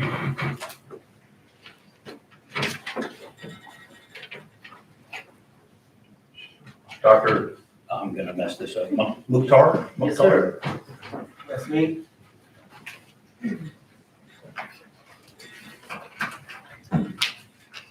My name is Dr. Shahid Mukhtar, and I reside at 2610 Crossgate Lane, 35216. Just to introduce you myself, I have a PhD in genetics from Max Planck Institute, Germany. I also completed 5 years of postdoctoral training at UNC Chapel Hill and Dana-Farber Cancer Institute, Boston, and affiliate of Harvard Medical School. Over 11 years ago, my wife and we took professor positions in the Department of Biology at UAB and made Alabama our home. More importantly, I'm a proud parent of 2 daughters, a 7th grader, Sabrina Amber, and 4th grader, Sophia Lina, who attend physics and Vestavia West. When COVID hit last year, my research laboratory was among the first to describe the pathogenesis of SARS-CoV-2. I know firsthand how deadly this virus could be and how ruthlessly it attacks multiple vital organs. Today, I'd like to share my concern about the lack of transparency related to mask policy in the Vestavia Hills city schools. In early August, I spoke with Mr. Bandel about the mask policy in one of the Board of Education meetings. He stated that, and I quote, he has heard conflicting opinions that masks may or may not be effective in mitigating COVID-19 in school settings, end quote. However, y'all did, so to speak, your own experiment by beginning the school year with a mask optional policy. We saw the exploding number of COVID cases and close contacts that had to be quarantined at home. According to Dr. Freeman's statement, that was the reason for switching to universal masking on September 1. Well, we saw a sharp decline in the number of absences and COVID-19 cases in our school system. It was a sigh of relief to see that we are able to reverse this alarming trend by employing a simple but well-established mitigation measure. I was really perplexed when I received Dr. Freeman's email on September 17, informing us of the reversal of the masking policy. This decision is not rooted in logic. When something is working, why change it? Dr. Freeman's decision is not also aligned with the message of local and state officials, let alone UAB and neighboring school districts who are implementing mask policy. Let me remind you what our local experts are saying about the current COVID-19 situation. Area Health Officer of ADPH, Dr. Carol Lander said, and I quote, school needs to follow the guidance of Alabama Department of Public Health, end quote. Question is our school system following such guidelines?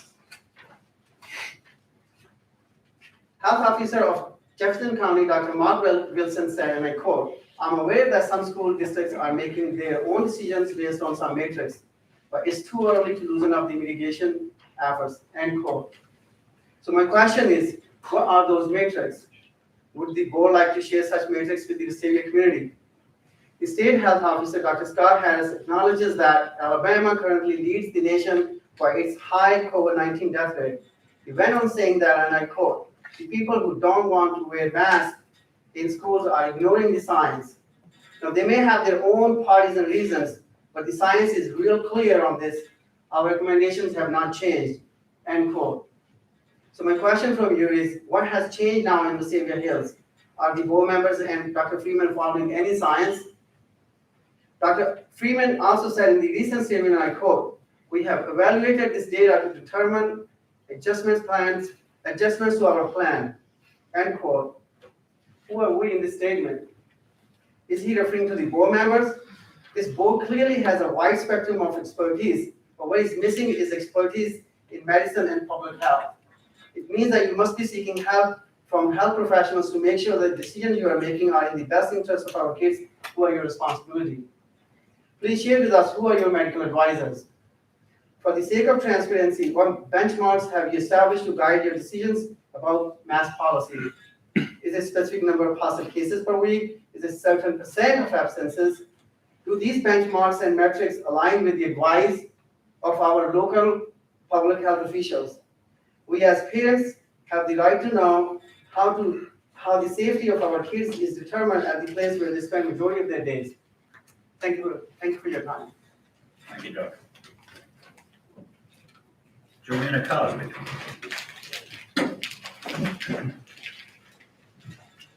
Joanna Cosby, 4754 Liberty Park Lane. I'm a Vestavia Hills resident and mother of 3 school-aged children. I would like to thank each one of the school board members and Dr. Freeman for the countless hours of hard work you're doing for our community.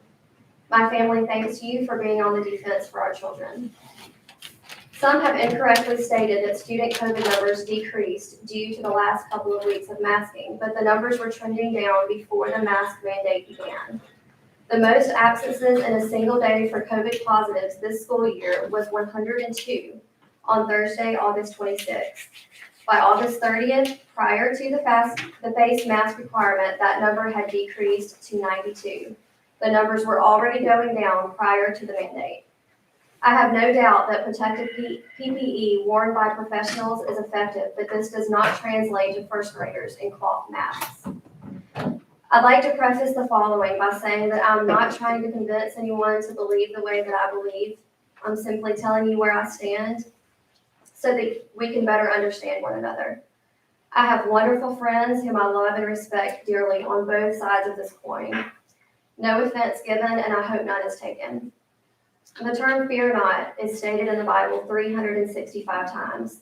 In the books of Proverbs and 2 Timothy, it says that the fear of man lays a snare, but whoever trusts in the Lord is safe. For God has not given us a spirit of fear, but of power and of love and of wise discretion. I strive to live my life based on God's written word because I know it to be the only real truth. And it tells me that living in a state of fear is not an option. In my opinion, masking healthy children teaches them that being in a perpetual state of fear of potential sickness is not only okay, but that it is the loving thing to do. For me and my household, loving thy neighbor does not translate to residing in the house of fear with them, but rather bringing them with us to a place of truth. We teach our children to be kind and tolerant and to love one another. Are we adults as a community practicing what we teach? Or are we keyboard warring on social media, bad-naming one another's small businesses, gossiping about and publicly slandering those we disagree with? Is it okay for us to behave this way simply because we disagree with one another? Most of us have been guilty of this in some capacity, and I hope we will all try to do better. In the books of Corinthians and Ephesians, it says that if I speak in the tongues of men but don't have love, I'm only a resounding gong or a clanging cymbal. Love is patient, love is kind, and is not easily angered. He keeps no records of wrong. Love does not delight in evil, but rejoices with the truth. Be kind and compassionate to one another, forgiving each other, just as Christ forgave you. For parents on both sides of the masking debate, our passion stems from a love for our children and a desire to keep them as healthy as possible. What you believe keeps your child healthy might be unhealthy for another child. So when you insinuate it's selfish or that we are more concerned about comfort than safety, that's not a correct assumption. Parents who choose not to mask their children are concerned about their child's safety first and foremost. We're concerned when they have an unsanitary, germy garment pressed to their nose and mouth 8 hours a day. We're concerned that they can't see the facial expressions of their peers or see the teacher's mouth enunciate words, or when anxiety appears or worsens. We're concerned when they develop face rashes and sinus infections and when they come home with a splitting headache day after day. If your child doesn't experience any of these side effects, I'm truly so glad that they don't. But many children absolutely do. We have to come to a place where we understand that there is not a one-size-fits-all approach to healthcare and parenting. What is right for you might not be right for me. What's right for me might not be right for you, but what is not right for either of us is being stripped of the freedom to choose what is right for ourselves. Again, thank you, school board and Dr. Freeman. Thank you, Joanne. Stacy Allen. Stacy? She couldn't make it. Okay. Stuart Joyner.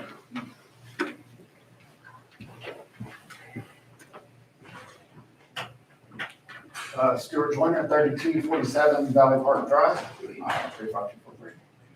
I'm not here to discuss mask pro, cons, negatives, regardless of how many times we change the rules or how often we change those rules. I'm going to continue to do what I feel is best for my daughter.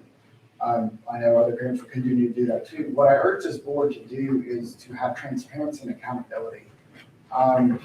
We spoke tonight about the diversity of our whole community here, and I get it. Working with the public, it's bad. The public's going to tell you things that you don't want to hear. I've done it. I've been in those positions myself, but common courtesy dictates that we need to respond to those people. As a public servant, we need to respond to those emails, those phone calls. By not responding, it makes the questions get worse. And the accountability. Today's day and age, everybody wants to pass the buck. If we're going to make decisions, let's tell people why we make those decisions. Let's stick with those, and not refuse to answer emails and phone calls and pass the accountability. That's all I want to do from this board. Thank you. Thank you, Stuart. Robert DeWeese.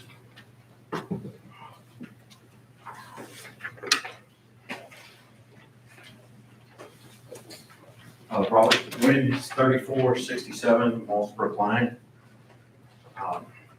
Had some comments and I'll try to edit them as other people are talking to try to leave out any repeats. First of all, I know you're getting a lot of emails and phone calls that say you don't speak for me. I bet you've heard that. I bet you've also heard this doesn't represent the view of people of Vestavia Hills. And it's like one of those very ironic things that people say, because you are the body that represents Vestavia Hills. You are us. What you do reflects on me, and I am you. I'm exactly how you act. The Vestavia Hills website brags that a strong sense of community pride coupled with top-performing schools and a thriving economy make Vestavia Hills a life above. So do we live a life above? Is it a comparative statement? Who are we better than? We also have the phrase that we saw tonight that, we have one rebel and you play us all. But, honestly, it really doesn't seem like we're that united of a community. I do wish we were. Most people would say that the division that we had in our community started with revenue. When it was determined that the school system needed to replace and eliminate them for exactly the same reason the University of Mississippi eliminated Old Rep more than a decade earlier, lots of folks were upset, and they joined with the people in Cahaba Heights and Liberty Park who felt that they were second-class citizens to what we refer to as Old Vestavia. Well, this coalition was more than enough to replace the entire city council except for one particular member. Now, the new council promised to appoint more lifelong Vestavians. They felt that in general, there were not enough people that had spent enough time in Vestavia to be, set aside as the people that spoke for us, the people that represented us. Despite two controversial appointments, one where Dr. Charles Mason withdrew his application due to a council member creating a controversy, and another one where the council liaison nominated two applicants in succession rather than one, The work session deliberations had clearly, incontrovertibly favored. We've arrived at this board, completely made up of 2016 city council appointees. An Alabama Supreme Court candidate, he's even bragged that his wife has chosen all 5 of you as conservative board members. What does that mean, conservative? Is it what it means to be a life above? I really don't know anymore. Years ago, I felt comfortable being described as a conservative, but it seems, different these days. Does a life above mean that our version of science is different from scientific consensus? Do we pick and choose who we listen to as scientists? The medical experts that we follow seem to be out of the mainstream. The Eagle Forum, just last week, hosted a COVID truths meeting in America. Did we send a delegation there? These are the same doctors who advise you that you've adopted the decision not to mandate masks. These are America's frontline doctors. The ones that sung the praises of hydroxychloroquine. And now today will prescribe you for dewormer if you get your credit card out and pay the $100 consulting fee. Are these the people that we look to for medical advice? Is this a life above? One of these doctors will even treat you for the effects of astral projecting witches and treat the demon spark that may keep you from conceiving a baby. These are the people who also claim that the COVID vaccine is dangerous. Is this a life above? Is this who we are? Is this the conservatism from which the judicial candidate is referring? Do our conservative beliefs hold that the vaccine can cause infertility? Not even from the drug itself, but rather from those who've been vaccinated coming into close contact with people who are not vaccinated. Do the spaghetti straps that my daughter will maybe wear to school, is that too much? What about the yoga pants? Is that who we are? We had last year, had somebody that the school board approved come in, tell a gym full of students that boys could not control their thoughts. And they were under response. Your time is up. Thank you.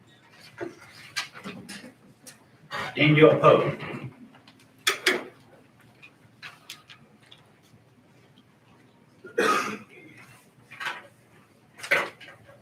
Daniel Poe, 4535, reflection code 35242. A little louder if you don't mind. Okay, first of all, I just want to say thank you to everyone. I'm a mom of a son who is my world, as y'all's kids are to each of you. We share that common ground. We all love our kids so much, so let's take a deep breath, and although we agree to disagree, we cannot disagree on that. We all love our children. I could stand up here and share data, statistics, science, and a moving personal story. I think we have those areas thankfully covered. To the superintendent, Dr. Freeman, thank you. To the board, thank y'all. Today I want to go a new direction, a different path that I hope as people of faith, whatever that be, as we all have different walks, I want to read some words, not of mine, but of someone higher than any of us, and that is God's word. To be honest, I doubt many of us want to be up here, but here we are and will continue to be whenever it is needed. I've been an advocate as a parent for almost 3 years now in the therapy realm. And beautiful needs where children come, and so this is a cakewalk to me personally. In previous years, I spent hours upon hours watching my son through a glass window to learn how the therapists teach him and bring it all home and replicate what they do.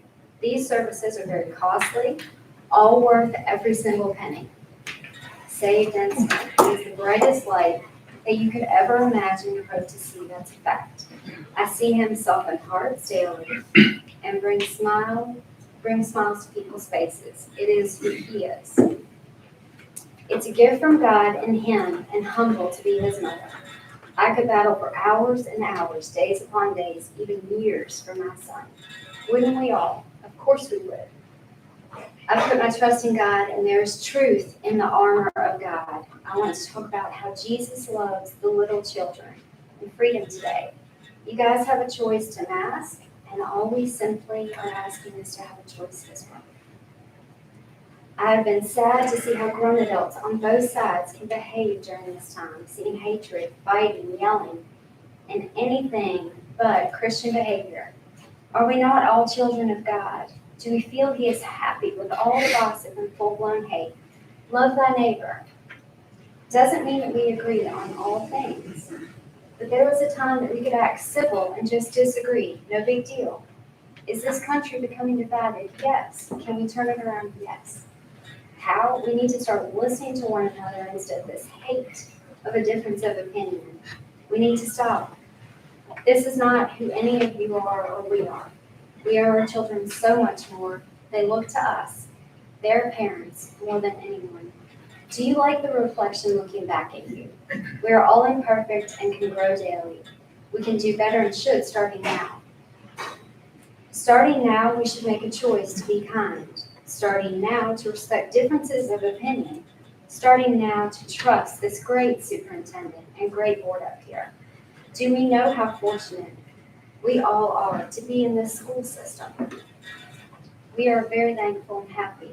God has truly blessed every single one of us. Is this how we thank God, being at one another's throats? I hope not. I'm going to close with a few scripture words.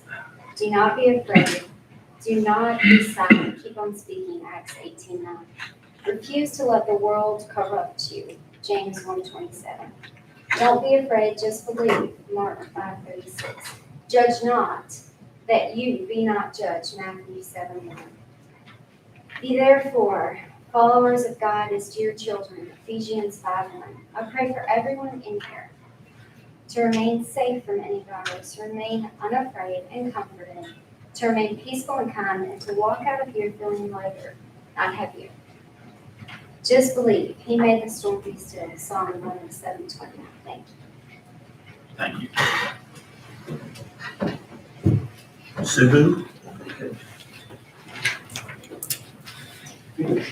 I really don't want to offend you, so.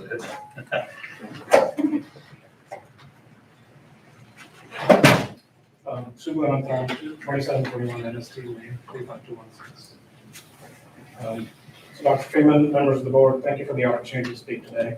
I've lived in the Birmingham area for almost 25 years, and the last 5 in the Vestavia. We moved to Vestavia House because of the good things we heard about the city and specifically about the schools. We have a kindergartner at 5th grade at West. We did a remote school last year because with the support of our awesome teachers from our school, our daughter did very well in 4th grade. And towards the end of the year, she expressed that she wanted to go back into school because she was finding it hard, being remote.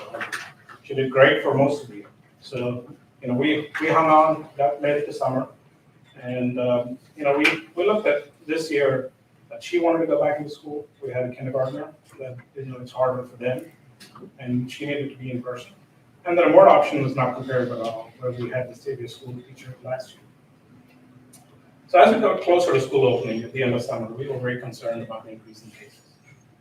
So, the clear guidance from our county and health department and the CDC has been, among all the other precautionary measures, universal masking. But we started the school year without that. Today we're worse off than we were at the beginning of the school. Because at the beginning of the school year, Dr. Freeman, your email said the masks are strongly encouraged. Right? We incentivize people to wear masks. We encouraged it strongly. And now the plan is not, there is no incentive for this, right? It's completely optional.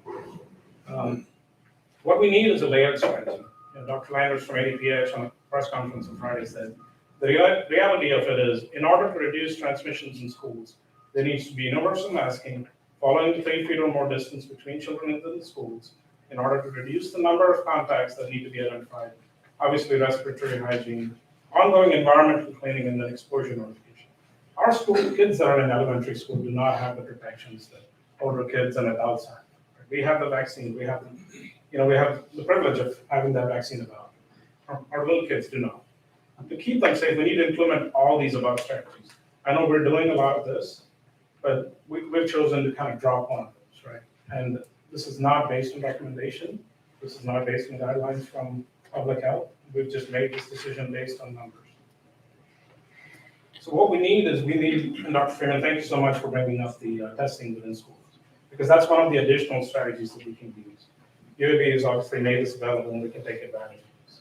So, but if we're gonna continue this policy of keeping masks optional, we need to look at other ways that we can maybe separate kids that are masked and unmasked, right? We understand that if we believe that everyone needs to be masked for it to be safe. Right? And if there's a difference of opinion there, we need to look at that as one of it, and another additional strategy to separate kids. And why has the board gone against all these recommendations? I think Dr. Mukhtar mentioned this earlier, but Dr. Harris from ADP has said the same thing. Is in terms of masks, we've talked about this as we're blue in the face. The people who don't want to have masks in schools are ignoring the science. Now, they may have their own partisan reasons, or their reasons they want to assert their individual rights. But the science is real clear on this. Our recommendations have not changed on this. So the conclusion that I've reached is that we have a lot of experts from the community that have offered opinions, that have asked to be consulted. We have public health that is giving us these guidelines, but we're still choosing not to follow them. And the only reason for that is that there is a political movement here, and the BOE has become politicized. And there is no place for partisan politics in the school board. Our first purpose as a school board is to provide a safe and nurturing environment for every student in the state of Hill City schools. I ask you to leave your personal political views aside and do what is best for our students. Thank you. Jennifer Lundberg.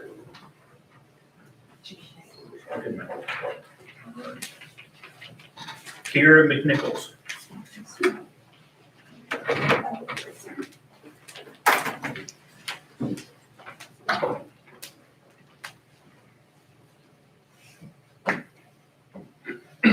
My address is 1918 Treetop Lane.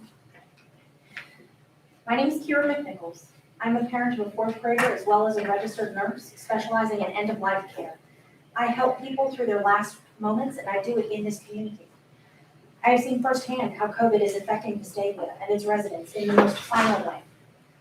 The consequences of COVID are real, and they are impacting the children in our schools. Some of them have lost family members or caregivers to this disease. Some of the kids have become sick themselves and may experience ongoing long COVID symptoms because you, the Board of Education, have decided not to continue previous safety procedures to protect them. I'm here today to express my sadness, disappointment, and mounting frustration with you as the governing body of our school system. I do congratulate you on forward movement with regard to sentinel testing and vaccine clinics. Thank you, Dr. Freeman, for pursuing these options. All of you have volunteered your service to take a position on the Board of Education. You volunteered to be held to a higher standard in order to uphold the goals and mission of our city schools. You volunteered to make the hard decisions which would keep our children safe. That imperative is clearly spelled out in the school's mission statement. Your duty is to provide a safe and nurturing environment. It's in the belief statement as well.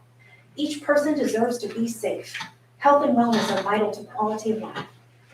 We as a group of concerned parents, scientific and healthcare experts have provided you with all the accurate, peer-reviewed evidence you need to make good choices on how to protect the children and the adults they may spread COVID germs to.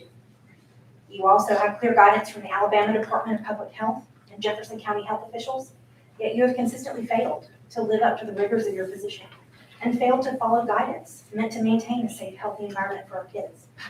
Your inadequate, late, and disorganized response to the current high levels of COVID infection in the schools and the surrounding community is a pantomime of concern when you hastily threw it out the window when you discontinued mask requirements after just 2.5 weeks. I can't discuss our schools with pride any longer. Just a few days ago, the CDC released yet another study in their morbidity and mortality report that shows schools without early mask mandates were 3.5 times more likely to experience COVID outbreaks. Continuing schools without a mask mandate and other mitigation procedures flies in the face of scientific reasoning. Schools are meant to teach our kids how to understand and apply science. I expect you to demonstrate that ability too. Despite claiming transparency, you have been operating in a black box with no well-supported explanation for your backtracking and ongoing disregard to parents who have objected to your confusing decision-making.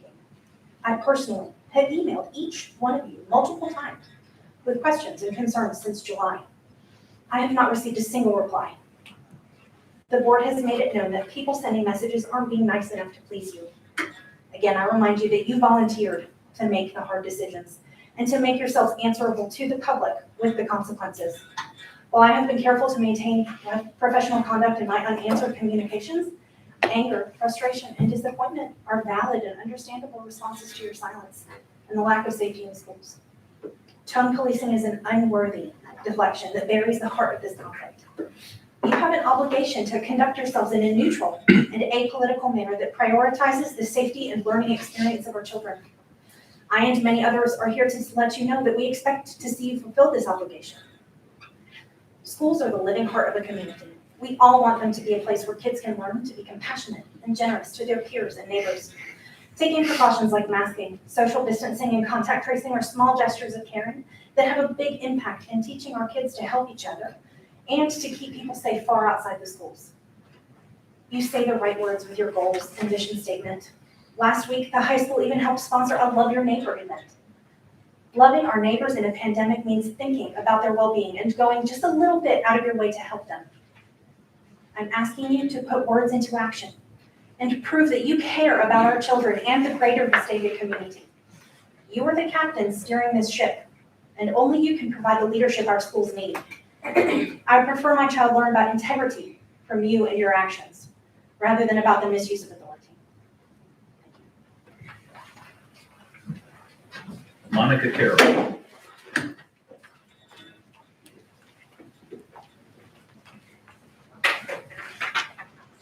Monica Carroll, 2657 Best Club Circle, 30216. First, I wanted to thank the superintendent and the board for allowing parents to continue to make decisions that they believe to be the most appropriate for their children's well-being. Before the media, I don't know if there's any here today, but before they attempt to misrepresent the numbers at this meeting like they did the last meeting, I'd like to note my observations of people who've come in and left in the gallery. Of approximately 40 people, that 25 of those people have not had on masks. 15 have been wearing masks. That's just my observation as far as the community support for masking versus not masking. With respect to students, it's probably a better evidence is probably based on the number of students who wear masks. As many of us do, a lot of contacts at many of the schools. Consistently, the people at my contacts at the main campus of the high school say that less than 10% of the students are wearing masks. Of the students at Pizzitz Middle School, my contacts tell me that less than 25% are wearing masks. I'll also note that at our last meeting where there was public comment, 100% of the people who were in support of universal masking removed their mask to speak. The same thing's happened today. 100% of the people who have talked in favor of universal masking for our children have removed their masks to speak. Many of them also placed their germ-filled masks on the podium and then put them back on their face. Yet they're asking that this board require that our students who are trying to learn and listen to their teachers and learn how to pronounce words, they're asking that our students be forced to endure masks, despite the fact that they're not willing to communicate with them. We've heard several people talk about the CDC. I personally have very little faith in the CDC. That's neither here nor there. I think they've demonstrated themselves to be pretty clearly a political body, but even the CDC has come out and said that college stadiums full of 85,000 people not wearing masks are not super spreaders. So it makes it a little bit more difficult for me to believe that classrooms full of 25 kids not wearing masks would be super spreaders. And finally, I would just ask that the school board not choose to utilize any school resources. I understand that UAB would staff the clinics that you discussed, the sentinel testing, but I ask that our school system not utilize any school resources for testing. We have ample sites for testing in the community, and I'd ask that we leave it there. Thank you. Richard Sturgeon.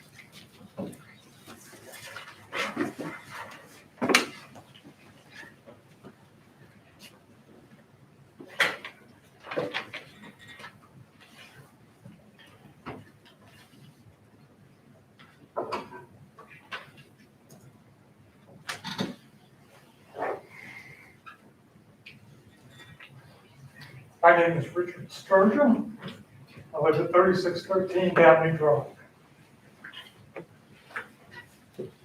I've seen, as some of you may perhaps have jotted down some scriptural references. Before I begin my written remarks, I might gently refer you to the 4th chapters of Luke and Matthew, and particularly the responses to the temptations. I moved into Vestavia in 7th grade from the Great Plains. It was very much a Toto, we're not in Kansas City experience. My time in Vestavia Hills schools was significant and important to my development as a student and scholar and as a human being.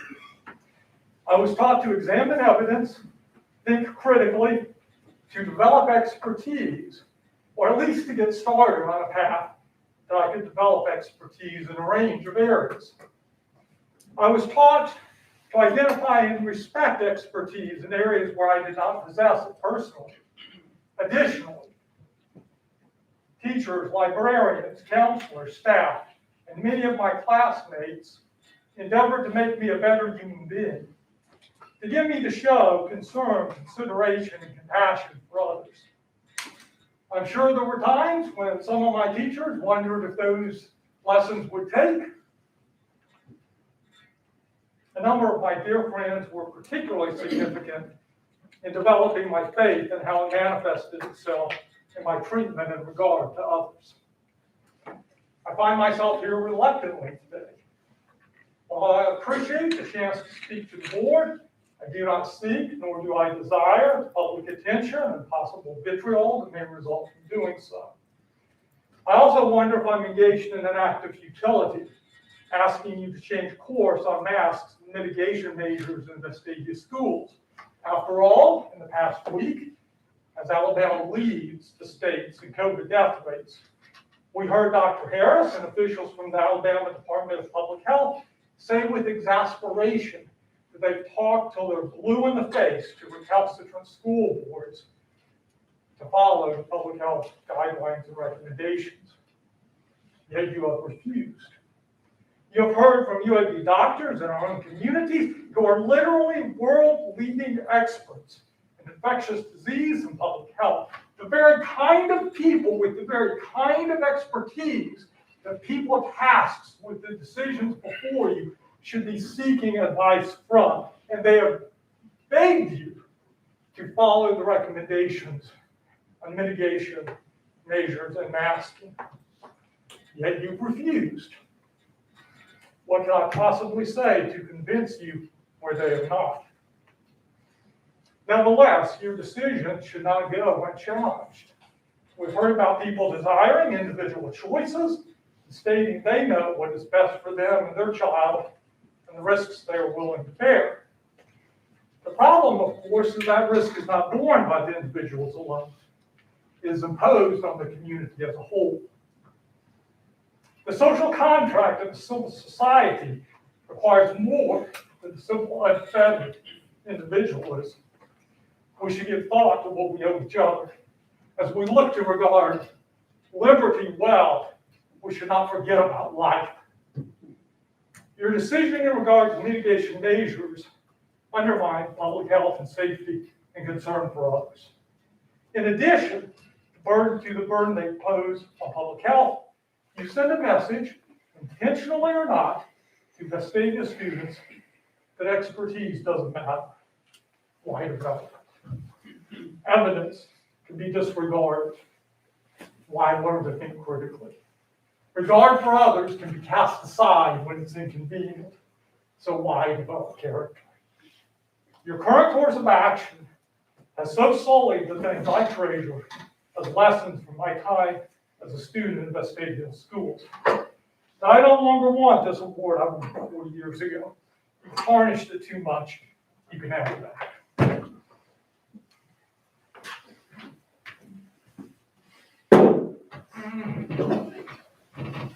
Jen Vacris.